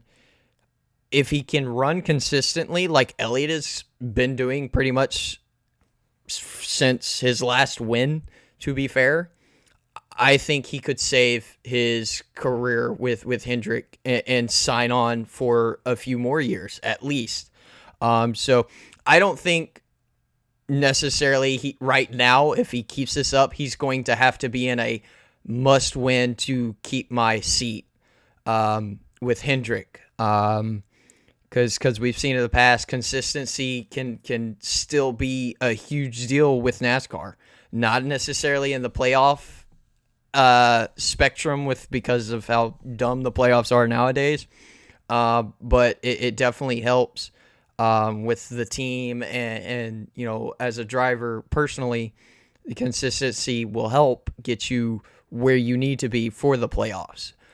So right now, if he can keep this up, I say he would keep his seat and possibly extend for probably at least to 28, just to start with, if he keeps this up. However, if not, if we kind of go back to, he falls back mid-pack every week, probably going to lose that. And also, I'm going to throw in, and I hate to do it because this is the big thing you hate to see drivers have to get out of the car for, is his back. So medically wise, will he be able to keep going? Because if he has another few crashes like Michigan, he's not going to be able to. And I really hate that for him. You never want to see a driver get out of the car because he has to. You want him to get out because he chooses to. So if he can keep in good health medically with his back and keep this consistent run going, I could see him staying with Hendrick for sure. Yeah. Right now he's on the outside looking in when it comes to the playoffs. So he's going to really have to do something to um, be able to make the playoffs, because I see a couple other people outside of the playoffs that could possibly win in the next few weeks, especially with the road courses that we have coming up with Chicago, Sonoma, and then Watkins Glen before the playoffs. And then even there's also Daytona still before the playoffs, and another late race at Atlanta that we could see. So there's 5, possibly 6 surprise winners that we could have sneak up in there and kind of knock Alex farther down the chain. So he's going to have to really pick up his performance, and he's probably in a must-win situation at this point to make the playoffs for this year. Good runs like this 4th place finish is definitely going to help move him up in that points position. So anyway, go ahead and continue with 5th. Sorry, I didn't mean to throw you off. No, no, no, all good. We'll do a kind of a playoff breakdown here after this. So Michael McDowell 5th, John Hunter Nemechek finishing 6th, Chase Briscoe 7th, Cole Custer 8th, really good run for Cole, William Byron 9th, and Chris Buescher 10th. So yeah, I mean that's a pretty good. That's a with the exception of maybe Nemechek and Custer, that's a top 10 you would expect at a road course. So I would agree. No real major surprises there. And your fastest lap goes to Kyle Larson, which finished 36, sadly, because of the incident with locking up and not slowing down in time. Going into turn 1 with Kyle Busch. Just kind of one of those things where he was wrong place, wrong time, got taken out, which sucked for my fantasy, to be fair. So yeah. So let's talk about that for a minute. 36th place, multiple laps down, comes out, gets the point for the fastest lap. He missed the regular season championship last year by 1 point. Of course he's a little bit behind right now this year, but let's kind of, we mentioned we're going to talk about the playoffs for a little bit. We're no fan of the playoffs. We've made that very clear. mm-hmm. What do you think of this? A 36th place car, multiple laps down, getting this point. Do you think it's fair? Steve Letarte mentioned that he thought fastest lap points should go to a driver that gets their fastest lap on the lead lap. They don't have to necessarily finish the race on the lead lap, but they should be on the lead lap when they get the fastest lap. Do you think that's fair? Or do you think the game as it is right now is fair with Kyle being able to do this? So that's honestly, I could kind of see both sides with this. And my reason for that is really it's going to depend on the driver that gets said point. If we came in and said, for some reason Cody Ware is the one that got, or Riley Herbst, some of those guys way down in the points got that fastest lap when then I'd be like, okay, probably should give the point to someone that could actually use it, or, was on the lead lap. But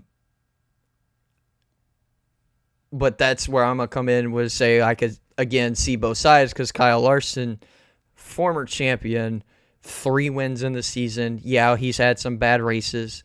Every driver has a bad race or two. Still proving that even with even getting into an incident and the car getting broken, fixing the car, getting back out on track, and showing he still has speed, that point could probably saved his weekend a little bit, to be fair. So I like I said, I see both sides playing out to being fair. But honestly, I would kind of have to lean with, I think it would be better if it's the guy with the fastest lap on the lead lap. When he successfully gets that fastest lap, I would say the point would probably be more fair going to him overall, no matter who it may be. So that's just kind of my 2 cents on that kind of matter. So Yeah, and I like this fastest lap thing. I just wish there was points for leading laps and leading the most laps, yep, like there used to be. I think that would be more beneficial than a fastest lap.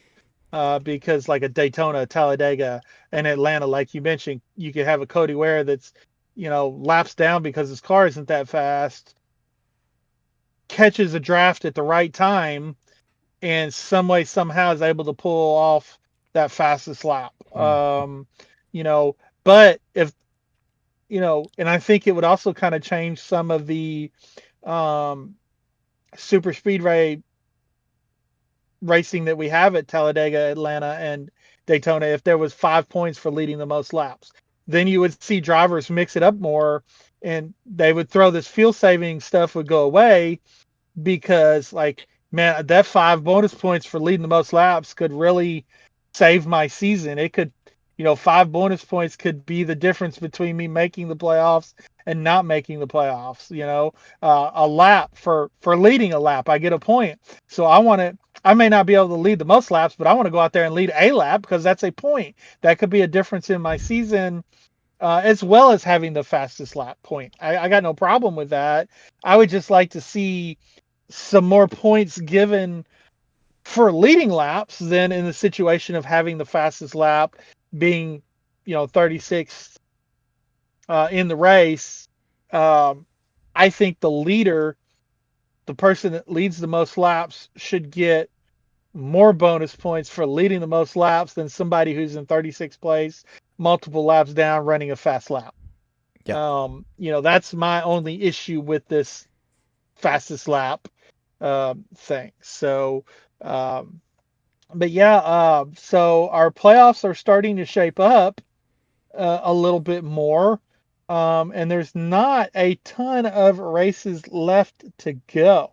Um, so let's see, there's 3, 4, 5, 6, 7, 8, 9, 10 races left to the playoffs. So, um, and like I said, we've got Daytona, we've got Watkins Glen, um, Sonoma, Chicago, and Atlanta that could be, considered wild card races.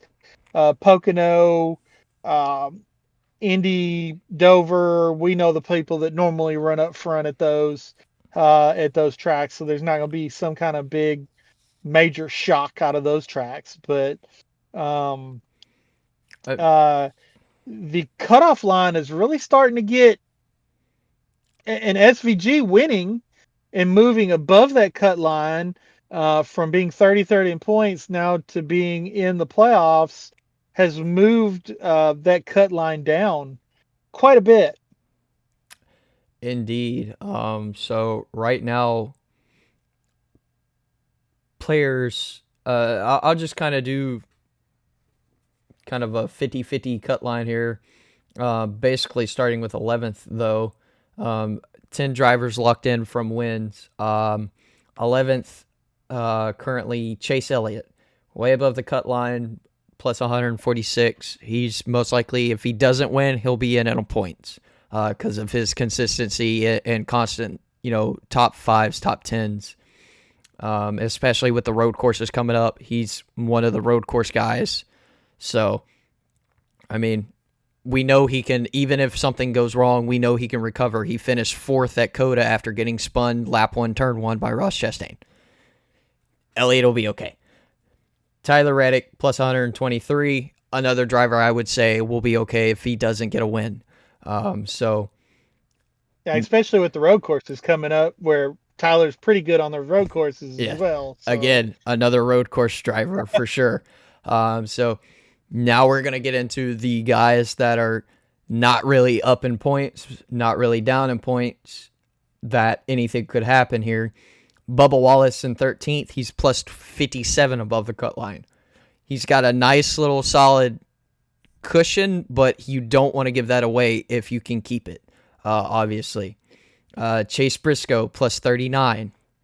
Alex Bowman, as we mentioned earlier, if he keeps his consistent run, he might be able to be okay as long as there's no more newer winners that are below the cut line. However, when you see the drivers below the cut line, that is definitely possible.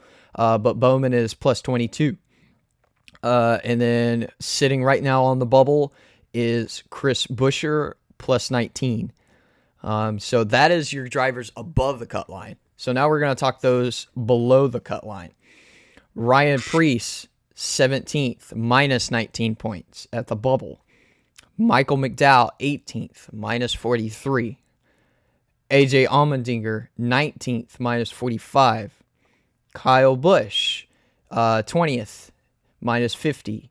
And then pretty much the other guy that I would see being a contender for throwing himself in there, because we've talked about him a lot, Carson Hocevar. He's negative 60. I'll be honest. Yeah, so just out of that list, you got Michael McDowell, you got AJ Allmendinger, you've got you didn't mention Ty Gibbs, but as well as he runs on road courses, with the road course races we've got coming up, there's 3 potential winners right there just on the road courses. Okay, that knocks Chase Briscoe, Alex Bowman, and Chris Buescher out. Mm-hmm. Okay.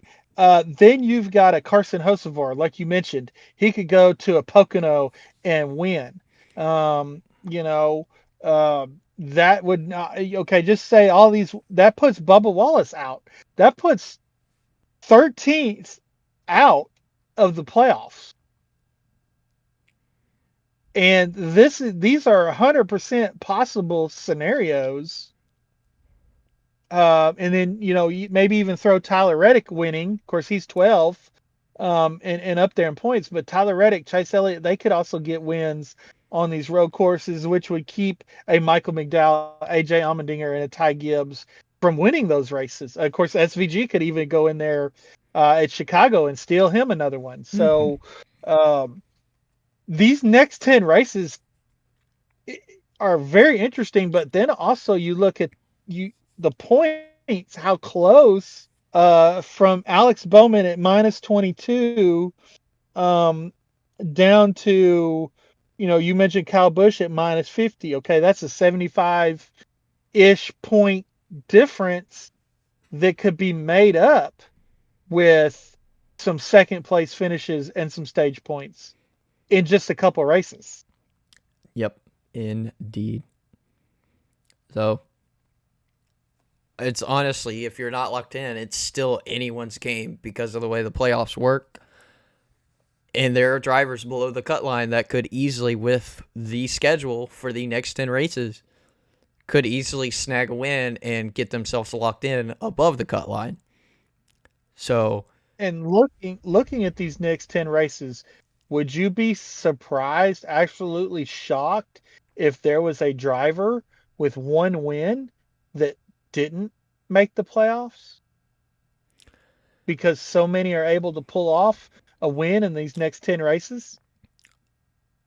Honestly, I don't think I would be shocked because of the way the layout is. And just looking at drivers, comparing the drivers above the cut line versus below the cut line, I would say there's more of a winning percentage under the cut line than there is above the cut line. Not to take away, all these drivers have won a race before, so I'm not going to take that away from them. But the guys under the cut line have the experience or the talent a little bit more than the guys above right now. Of course, for some of these guys, it's got to play into luck. With Carson, his engine doesn't need to blow up, or a tire doesn't need to blow out either for him to snag his. But again, we've said it's very possible. So I would not be shocked if it comes down to that. Yeah, for sure, because you get a Chase Elliott win, you get a Tyler Reddick win, you get a Michael McDowell win, an AJ Allmendinger win, a Carson Hocevar win, and a Ty Gibbs win. Okay, that's 17 winners Ty Gibbs being in the lowest in points right now in 24th or 25th is out of the playoffs, even with a win. Mm-hmm. And all these are possible scenarios because now we know that all of these drivers are not going to have a shot at all these tracks, but Chase Elliott could win a Dover. He's won at Dover before. Chase Elliott could win in Indianapolis. Chase Elliott could win at Pocono this week. You got a Tyler Reddick that could win at a Pocono, win at a Dover, in Indianapolis, in Iowa even. So and of course, we know Michael and AJ and even Ty Gibbs are going to be limited to the road courses, but there's 3 daggum road courses. Mm-hmm. And then Carson Hocevar. We've seen Carson be very, very fast. He's terrible at these road courses, but he's very, very fast at the ovals. So we could see him up front at a Pocono in Iowa and Indianapolis.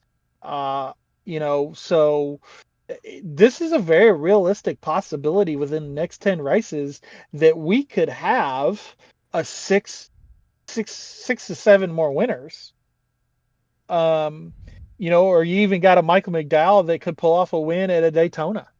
Mm-hmm. We saw it with Harrison Burton last year, 35th in points, I believe, won at Daytona and put himself in the playoffs. Yep. Nobody saw that coming. So this could be the most interesting. Of course, we kind of mention this every year, really, when it gets down to it. Could be the most interesting playoffs run to the playoffs that we've had. And I would actually say this is the most, because this is the most diverse schedule we've had going to the playoffs. Most definitely, for sure. So it'll definitely be interesting to see how it may all play out. So that being said, let's touch on the whole shenanigans with Carson Hocevar. There's been a little bit going on with him as a driver and with other drivers, as we mentioned earlier. First off, I'll start off. He has been fined $50K. I don't know if you saw this. I did. For mistakenly saying something about Mexico City while doing a Twitch stream. But then pretty much immediately came out and apologized for it, because he did something that a lot of people are my generation and doesn't do, is he got off of the computer and went outside to experience it. And after he experienced it, you saw he was very apologetic. He was upset with himself with the comment he made, because instead of sticking with what he said and staying on the computer, he went outside to experience himself.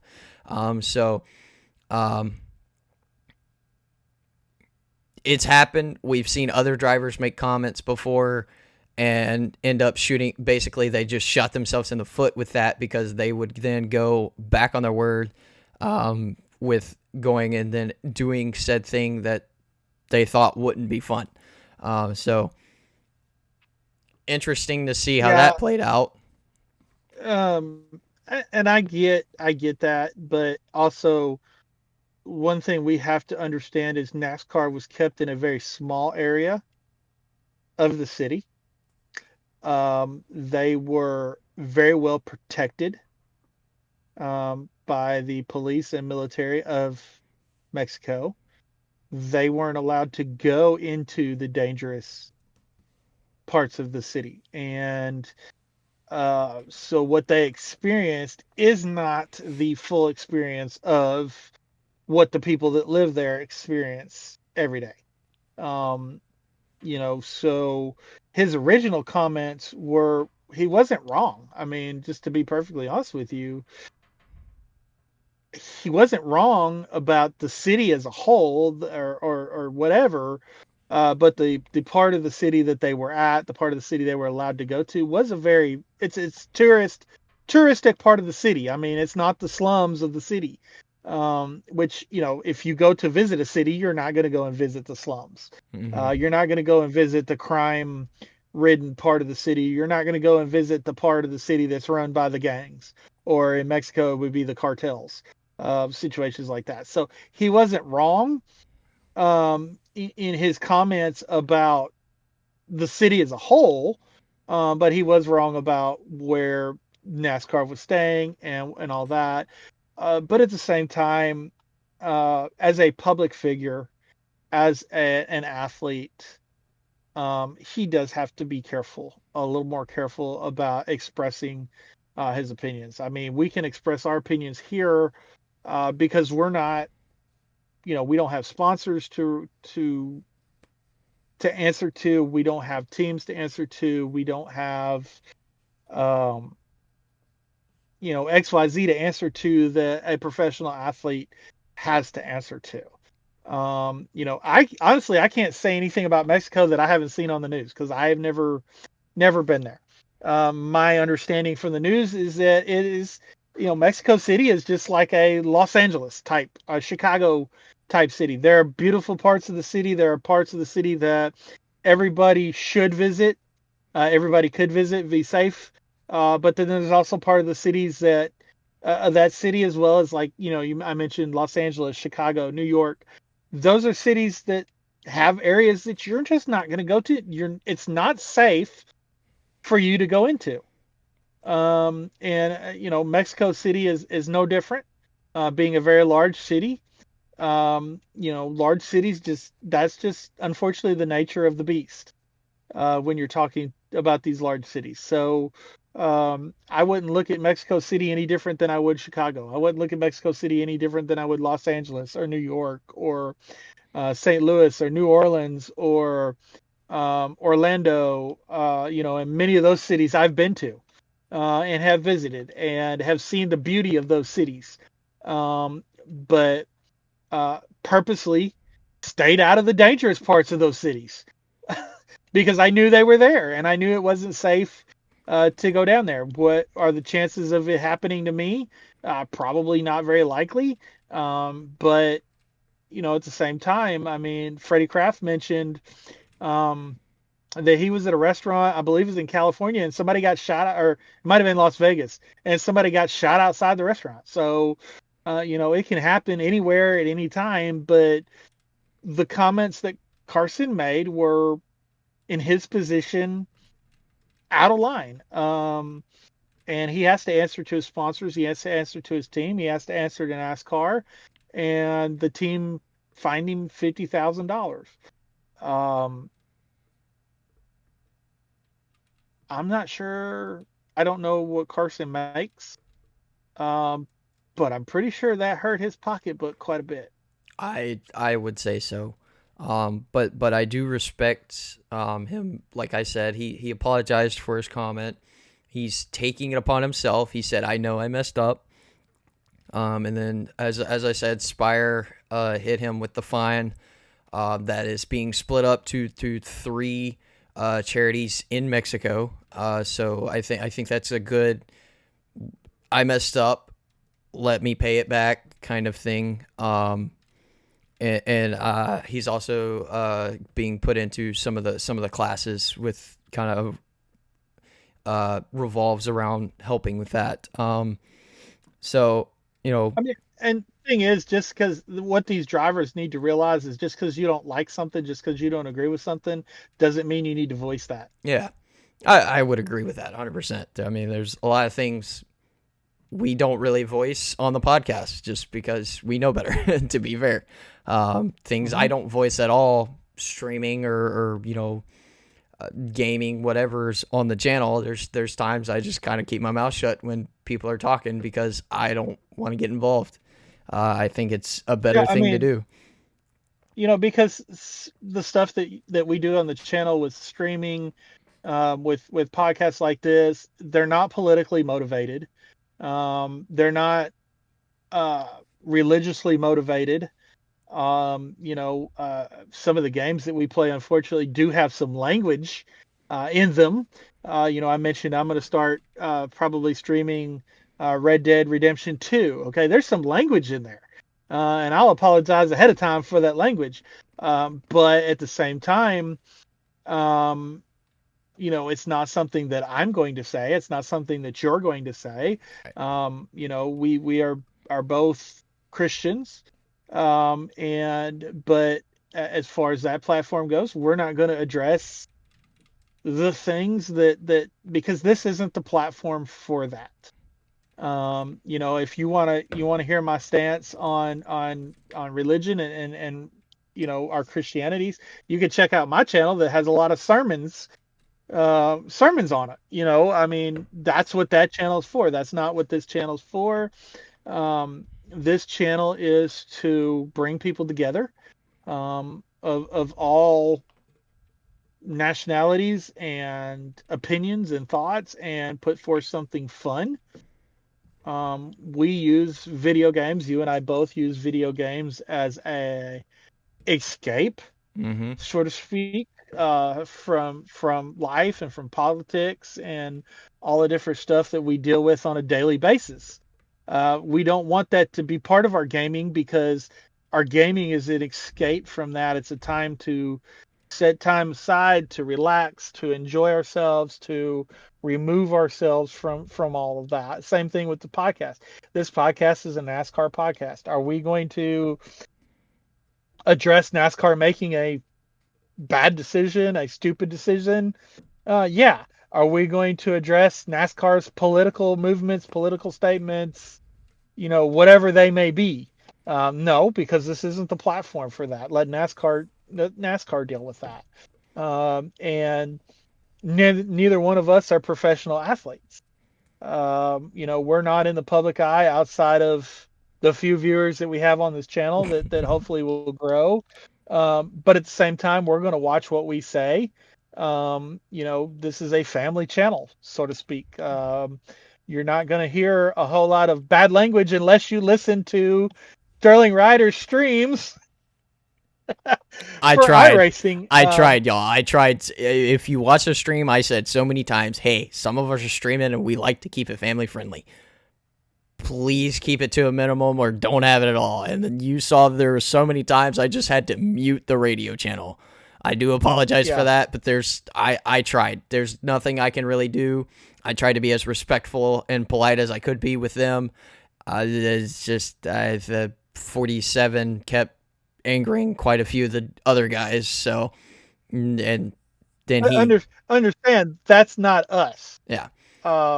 We have put, that's like the video games that we're talking about with Red Dead with that language. That is not me using that language. That's not even me condoning that language. If there was a way I could put a filter on that, I absolutely would. So, but in a public situation like Carson is, and Carson was, this was a bad move. He is taking responsibility for that. My question in these situations is, would he have apologized had he not been fined? Had he not been called out on this? So that is a character. That's a character question, in my opinion. And I know you probably have an answer to that, but we go to Ty Gibbs. Ty Gibbs has never apologized for any of the stupid comments he's made about other drivers, about other teams, whatever. And he's been called out a lot. So, would Carson have apologized? I hope he would have. Well, to answer that question, yes, because before he got hit with the fine, he had a tweet saying that it wasn't an apology tweet before he got hit with the fine. And then once again, when he did get hit with the fine after even apologizing, he said, look, I understand why they hit me with this. I respect it. I will go through with it, as I need to. And again, he explained what he did, explained that he messed up and he knew it, and apologized even again after. So we did see Carson. Yes, he apologized beforehand, before getting slapped, before getting in trouble.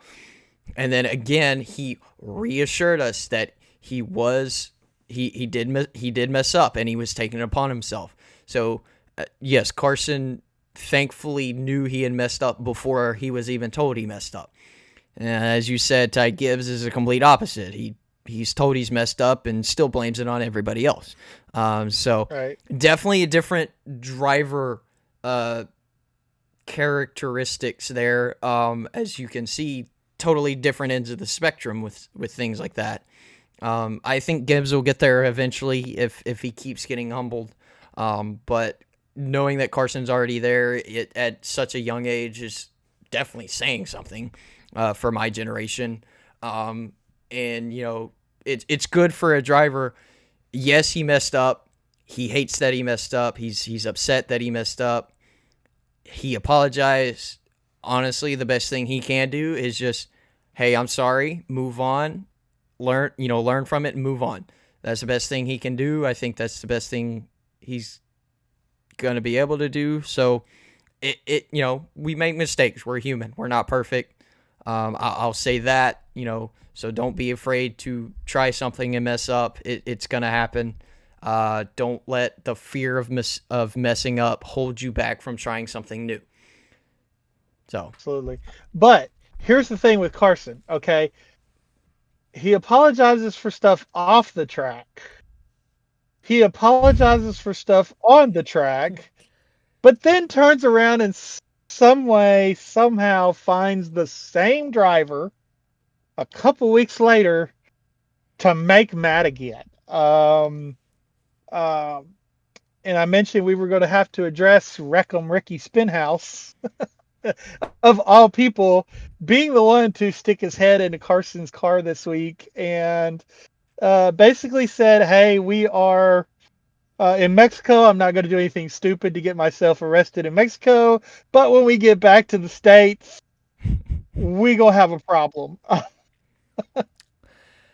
I find this hilarious. Coming from Ricky. Now, yes, Ricky has matured. And doesn't cause as much chaos on the track as he used to. But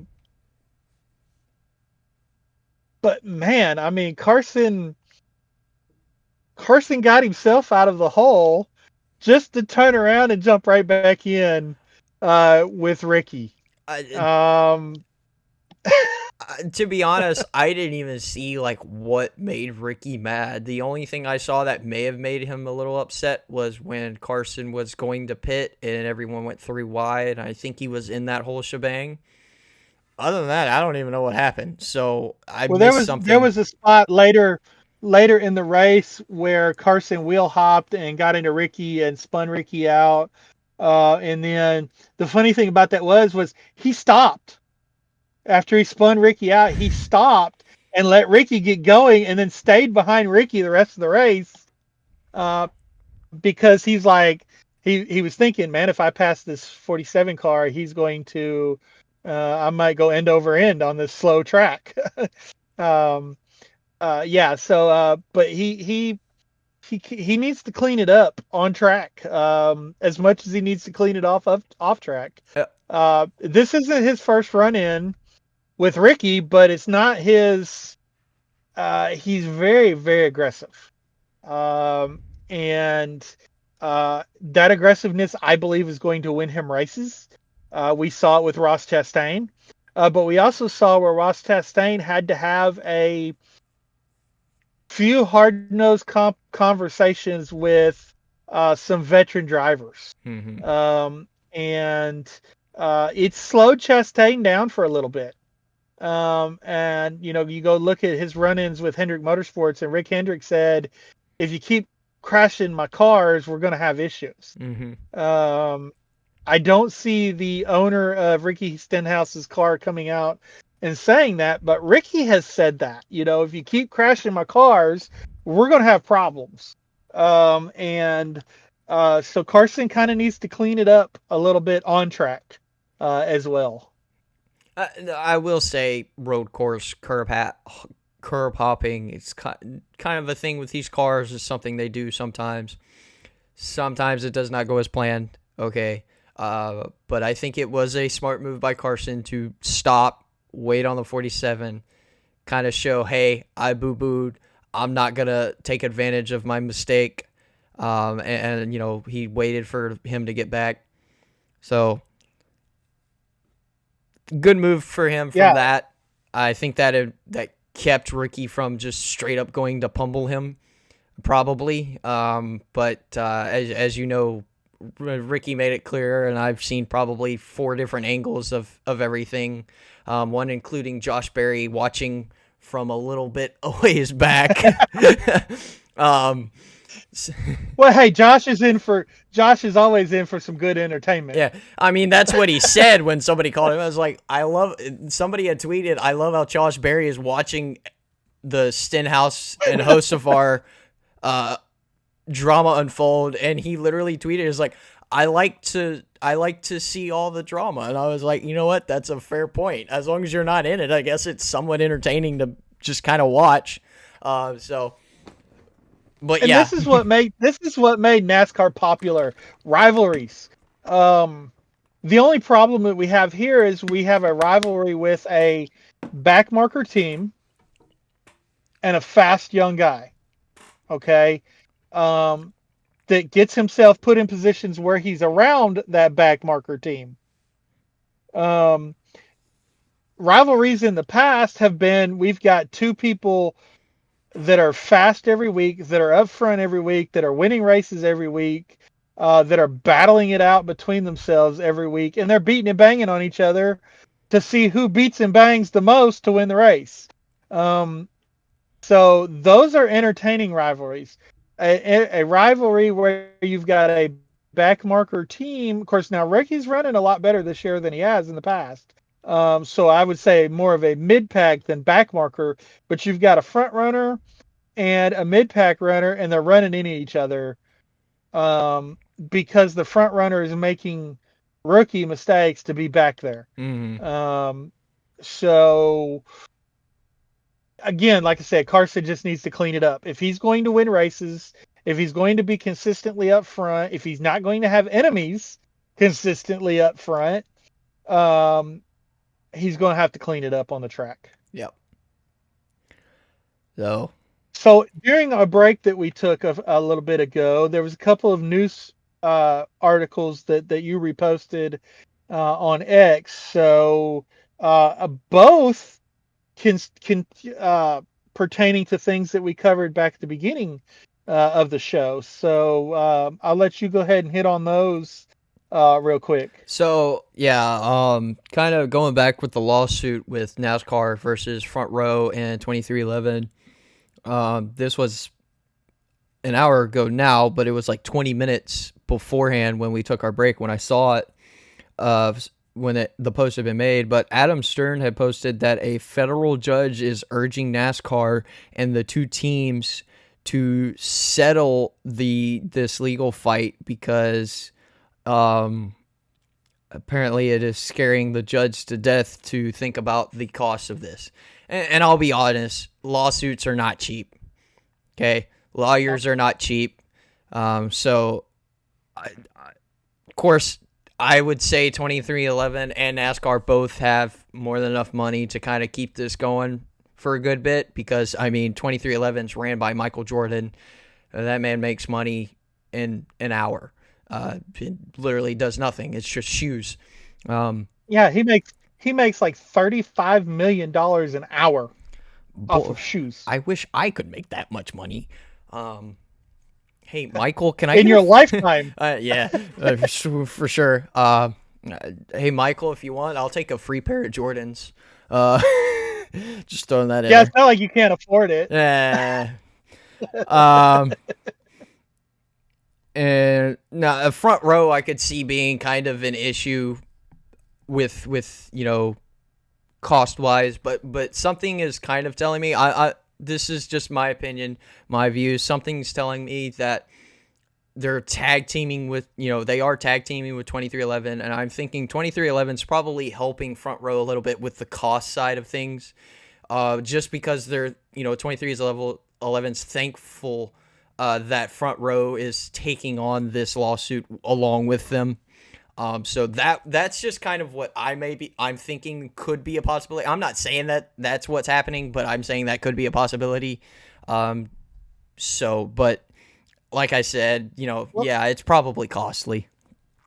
And we've mentioned that the other teams, they signed the charter agreement because they couldn't afford to go down this route. Right. An RCR, a Joe Gibbs Racing, even a Hendrick Motorsports, they don't have that outside source of income coming into the race team like a 2311 or even Front Row Motorsports, because the owner of Front Row Motorsports has all kinds of other businesses that he can. Like you said, they are the I would say that 2311 is footing most of, if not all of the bill for this lawsuit. But Front Row Motorsports hanging in with them. But you know that these other teams, RCR, Joe Gibbs Racing, Hendrick Motorsports, are behind the scenes and they're cheering on the teams because if NASCAR loses this, it's only going to benefit them. But they couldn't afford to go along with this. They couldn't afford to be part of this. And somebody even got to me, said something to me on Twitter yesterday that's like, oh, these other teams, they don't want to have anything to do with this. This is just Front Row Motorsports and 2311 being greedy and wanting more for themselves. And I'm like, yes, they absolutely do want to be in on this, but they can't afford to be in on this. Mm-hmm. They can't afford to not have that charter income coming in. But that behind the scenes, they're like, yeah, we don't want to be involved in this publicly, but behind the scenes, they're rooting for these teams to win this lawsuit. So it has been suggested that they mediate. They go to mediation and try to work it out. NASCAR said that's not going to happen. I don't see either side budging. I believe this is going to have to go to court. A judge is going to have to make a decision, and the teams, whoever loses, is going to appeal that decision. So when they go to court in December, when that is over and the judge issues his decision, I don't think that's it. Mm-mm. I think that whoever loses will appeal. And we could see this go all the way up because this is an antitrust lawsuit. We could see this go all the way up to the Supreme Court. I hope not, but it's a very possible situation that this could go. But lawsuits usually come down to who runs out of money first. And at this point, NASCAR may think they have the upper hand in the finances, but I promise you, Michael Jordan has more money than NASCAR has. Mm-hmm. The question is, NASCAR is willing to put that money out on the table. Is Michael? We don't know. We won't know until, I would say, late December, early January, whether Michael's willing to lay that money out on the table.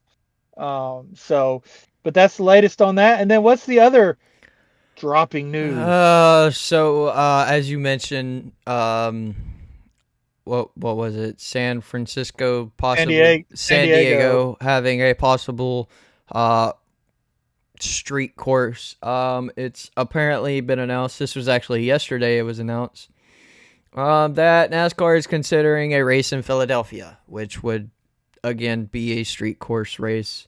2 hours, Philly's 2 hours away from Pocono, but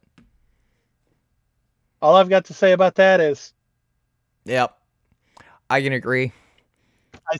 I said it was San Diego. I don't need to say it again. I need to invest in a red nose, and just when we read stuff like that, I just put it on. I think that'd be fun. Pretty good. Oh, you got to get the wig too. I mean, I'm all for it because I'm sure that's not the end of the clown news for the next couple of years. But yeah, there's that lovely announcement. The other thing I want to I want to just kind of mention in-season tournament. We've touched on this before, but I want to mention the seeding races to set up the bracket is Michigan, Mexico City, and then Pocono next week. So 2 races down, 1 race left for the seeding. And then the challenges during TNT's whole segment with Atlanta Chicago street race, Sonoma, Dover, and Indy. So if y'all don't know, we've kind of touched on this. It's 32 drivers seated by their best position in the 3 races. Average, I think it's their best average.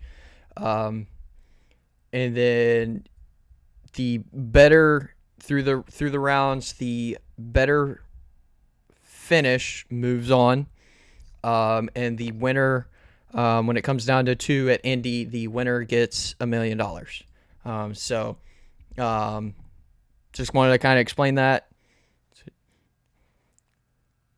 One more race for seeding, and then it's off for $1 million run. Yeah, they should have just done the seeding off of points. I mean, this average finish or best finish or whatever, I still don't understand how they're doing the seeding.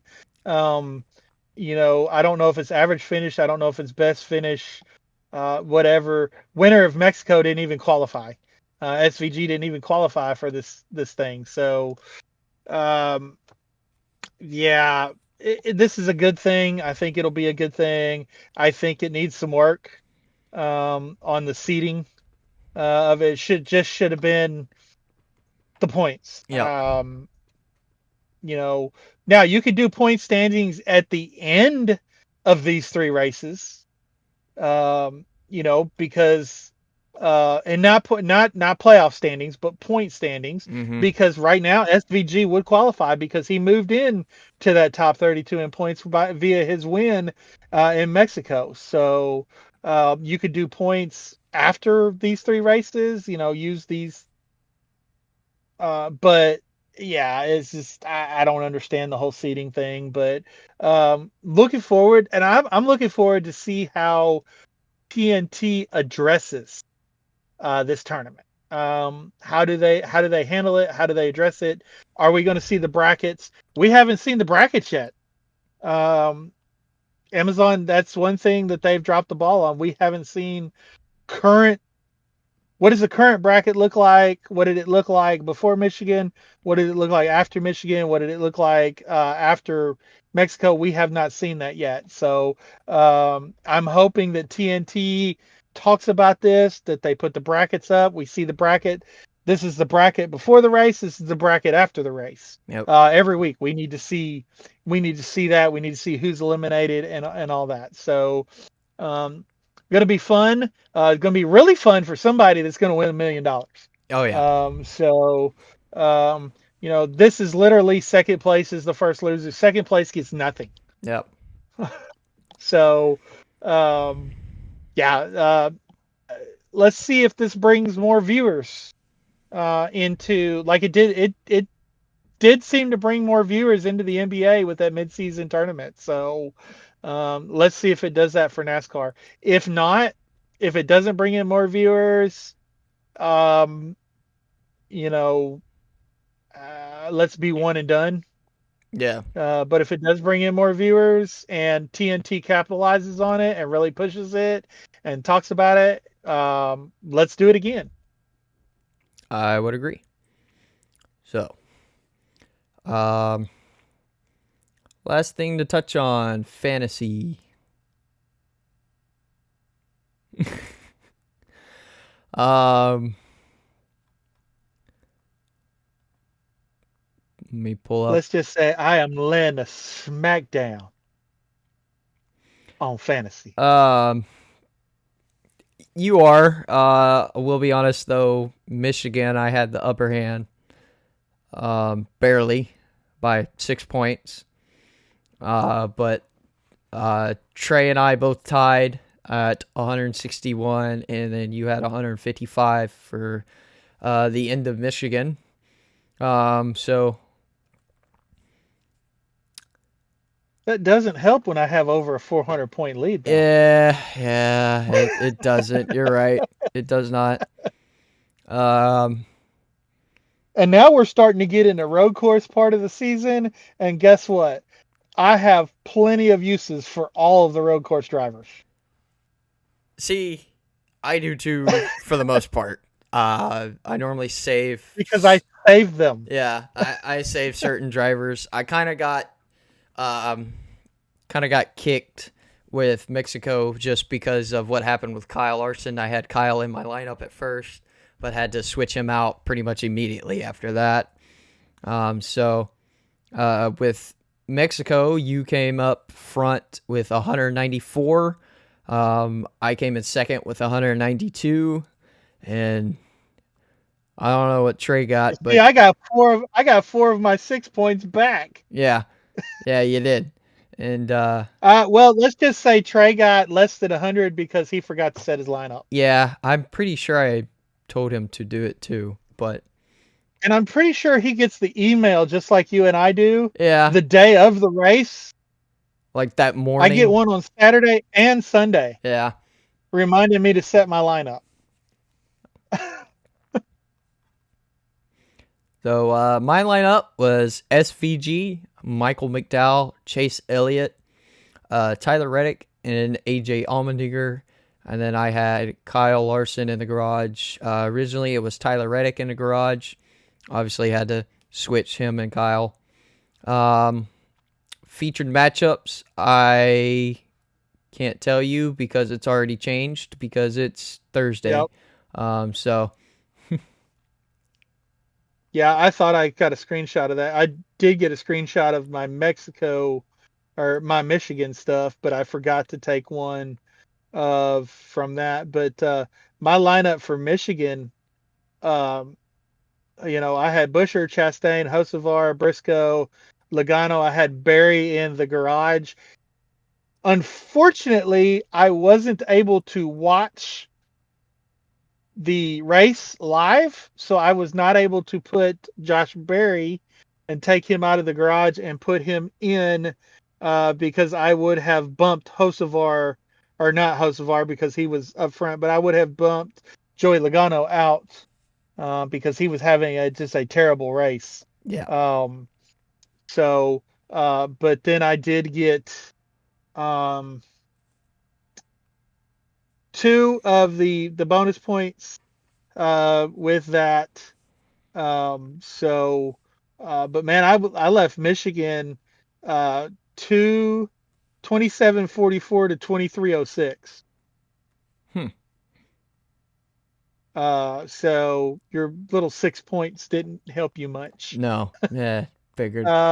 My lineup for Mexico was SVG, Ross Chastain, Ty Gibbs, Michael McDowell, AJ Allmendinger. I had Daniel Suarez in the garage. The only Tyler Reddick's qualifying kept me from pitting him in my lineup. He did not qualify good. Now, if he'd have qualified top 15, I would have had him in my lineup. But when Tyler Reddick qualifies bad at a road course, he usually finishes bad at a road course.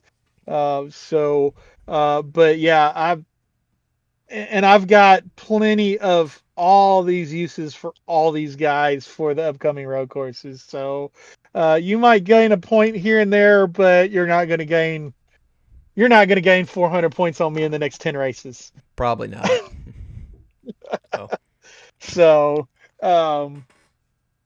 but yeah, and like you said, the head-to-heads I didn't get, which I need to do better at doing that. So, if I can get this to pull up, hello. So we left Mexico where I had 2,938 points to 2,498 points. And then you have almost 150 point lead on Trey because he's only got 2,350. So maybe next year he'll learn to stop skipping races. Because he'd be right there. He'd probably be somewhere between us if he picked every week or closer to you anyway. Yeah, most likely. The only thing, his problem is he uses Kyle Larson every race. Yeah. So you only get 10 uses. When he runs out of Kyle Larson, he's in trouble anyway. Yep. Very true. So let's see what we got coming up. What you got coming up on the channel? What I got coming up on the channel, of course, we have the next race of the iRacing League at Las Vegas coming up on Tuesday. And also, if y'all have been keeping up, I'm starting a Minecraft stream series with NG Gaming and Ghost, two of my friends who are on TikTok. They stream on TikTok. I'll stream between YouTube and Twitch probably. They're not very good at filtering their words sometimes. They said they'd make an effort, and that's what I asked of them. So I do apologize if there's a stream and they drop a word. Again, I already talked to them about it. I can't control what they say. I can just request it. So starting up a Minecraft stream, hopefully, as we did one last Sunday. It's gonna try for every Sunday, but if not, at least every other Sunday. Do got to keep a note. I'm normally watching the race too. I literally last stream I was streaming while watching the race. To be fair, so. And then also the Star Wars Jedi series is still going. Almost done with Fallen Order. I just completed, as I said, I was going to go complete exploration and get all the chests and secrets and exploring done off screen. I've finished that yesterday, actually. So all that's left is to go finish the actual game. So now that that's all done, I can focus on that, and we're pretty much toward the end for Fallen Order. So once Fallen Order is done, we will get into Survivor, which is a much longer game, but a whole lot more fun in my opinion. So a couple of things there coming up on my end of this spectrum here. Still looking at some other things to add to the channel, of course. So that's what I've got planned. You mentioned you had something planned. Yeah, I'm going to start hopefully in the next week or so. I'm trying. We had a lot of stuff going on over the past few weeks, so I got kind of behind on my podcast. So when I game, I usually listen to podcasts. So I haven't been streaming anything because I'm trying to catch up on my podcast. But as I should be caught up this week, I'm going to start streaming some Red Dead Redemption 2. If you've played it, you know what all to expect. Give you a heads up, there are some language in the game, as I mentioned earlier, but there's nothing I can do about that. But it is a really fun game to play. We're going to try to do everything on the honorable side of the game and try to make the main character, Arthur, to look good at the end of the game. And so we're going to do that.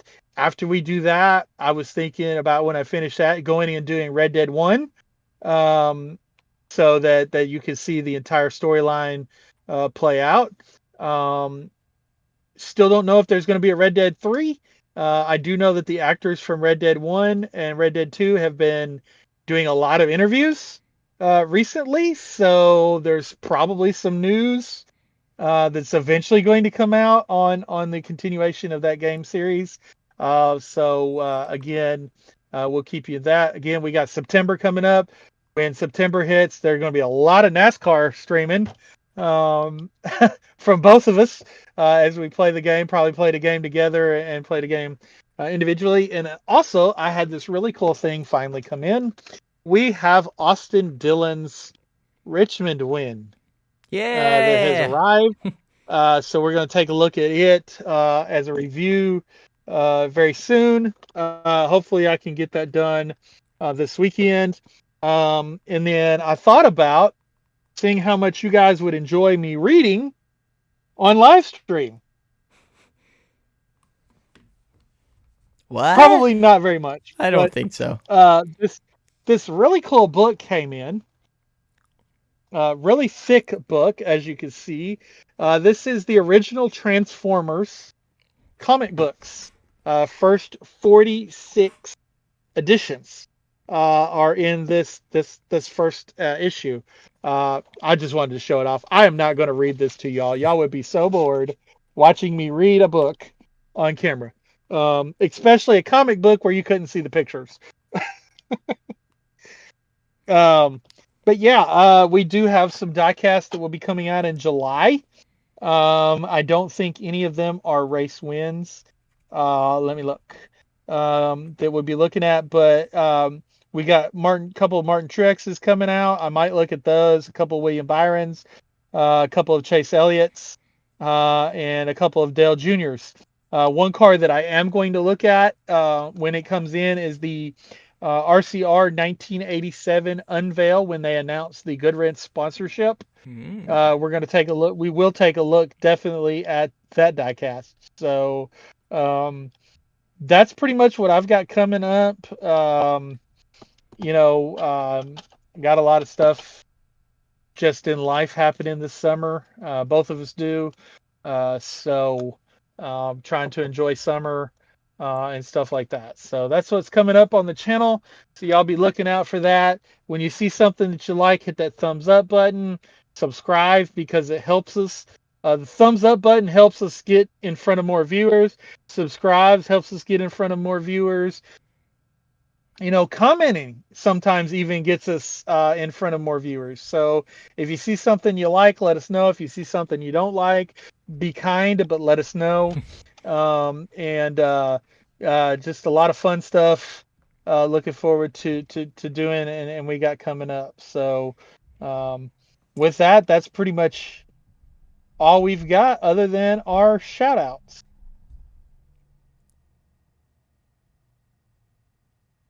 Yes. I will throw in real quick. When commenting, you are more than welcome to ask questions as well. Something we may have talked about that you want maybe more in detail, we can go look for that for you.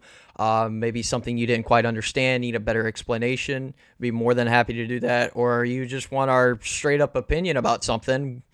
We probably won't go into too much depth with it, but we can touch on something that you may be like, what is your official opinion on such and such going on in the gaming or NASCAR community? It could be either or. So you're more than welcome to ask us questions. I want to be more involved with you guys in the community, especially right now. It's so much easier because we're small. I do thank the 45 of you that are subscribed and are involved with the channel. Share with your friends, share with your family, even if you're not a NASCAR fan. Hey, maybe we can get you to become a NASCAR fan because we're talking about all the stuff behind the scenes. Please leave a comment. Let us know what you like, what you don't like, a question or maybe a concern, even recommendations of something you want to see on the channel. We can even look into. So I appreciate the feedback for sure. So don't be afraid to give some of that. So sorry to throw you off of the shout outs. Oh no, you're good. And on that note, if you listen to all these NASCAR podcasts that we shout out and they do something you would like to hear us do, yes, we have no problems copying off of them. We will give them credit for the idea, but we will also use the idea. Or if you see something that you would just, like he mentioned, that you'd like to see us do, we could do a question and answer thing. Doing a live question thing probably is out of the question unless you catch us live game while we're streaming. You can jump in and maybe ask us a question while we're streaming. Got no problem with that. Again, please keep it clean. Yes. Keep it family friendly, as family friendly as possible. But for our shout outs, Scene Vault podcast with Rick Houston and Steve Wade. Door Bumper Clear with Freddie Kraft, Tommy Baldwin, guest spotters, and Dale Jr. Download with Dale Jr. and TJ Majors. Actions Detrimental with Denny Hamlin. The Teardown Hamlin. I didn't even notice it. With on that note, shout out, congratulations to Denny on the birth of his son. Skipped to Mexico for paternity leave. But congratulations on that. Maybe next time put a ring on it. But anyway, sorry. That is, I guess I just did throw some religion in there. But yeah, the Teardown with Jeff Gluck and Jordan Bianchi, Happy Hour with Kevin Harvick, Stacking Pennies with Corey LaJoie, all great podcasts. The reason I get so far behind is because each one of these podcasts, Dale Jr. and Kevin Harvick put out multiple podcasts a week for their shows. They both have interviews. Dale Jr.'s comes out on Wednesday. Kevin Harvick's comes out on Thursday. Sometimes it's hard to keep up with all those. I do want to give an extra shout out to Kenny Wallace. This week, check out Kenny Conversations with Mark Martin. You'll hear a lot of what we talk about. You'll hear Mark Martin say the same thing. Mm-hmm. Mark Martin is on the side of the fans. Mark Martin is being a voice for the voiceless because NASCAR's not listening to us. Maybe they'll listen to a Mark Martin. Maybe they'll listen to a Dale Earnhardt Jr. So the more of these former drivers and current drivers that we can get listening to the fans, the more they're going to put pressure on NASCAR. So check out Kenny Conversations this week. It is down. It is up now, so you can go download it wherever you get your podcast from. I have it downloaded. I have not listened to it yet, but check that out. Mark Martin, great guy, great driver, great personality, and he's on our side. So that's just another reason to love Mark Martin. I've been a Mark Martin fan since I got into NASCAR. Thank you, Mark, for sticking up for us fans. Yes. We appreciate it more than you know. If you go and if you follow me on Twitter or X or whatever you want to call it, you will notice that Mark Martin likes a lot of my comments. Mark Martin has a thumbs up on. So we appreciate Mark and his voice. Follow Bob Pockrass, follow Matt Weaver, follow Jayski, and Couch Racer and Brock Beard, all on X. Follow all the podcasts as well. Of course, follow H&N TV on YouTube for the streams of the races with commentary and all that. Usually comes out 2 or 3 days, sometimes a week after the actual races run.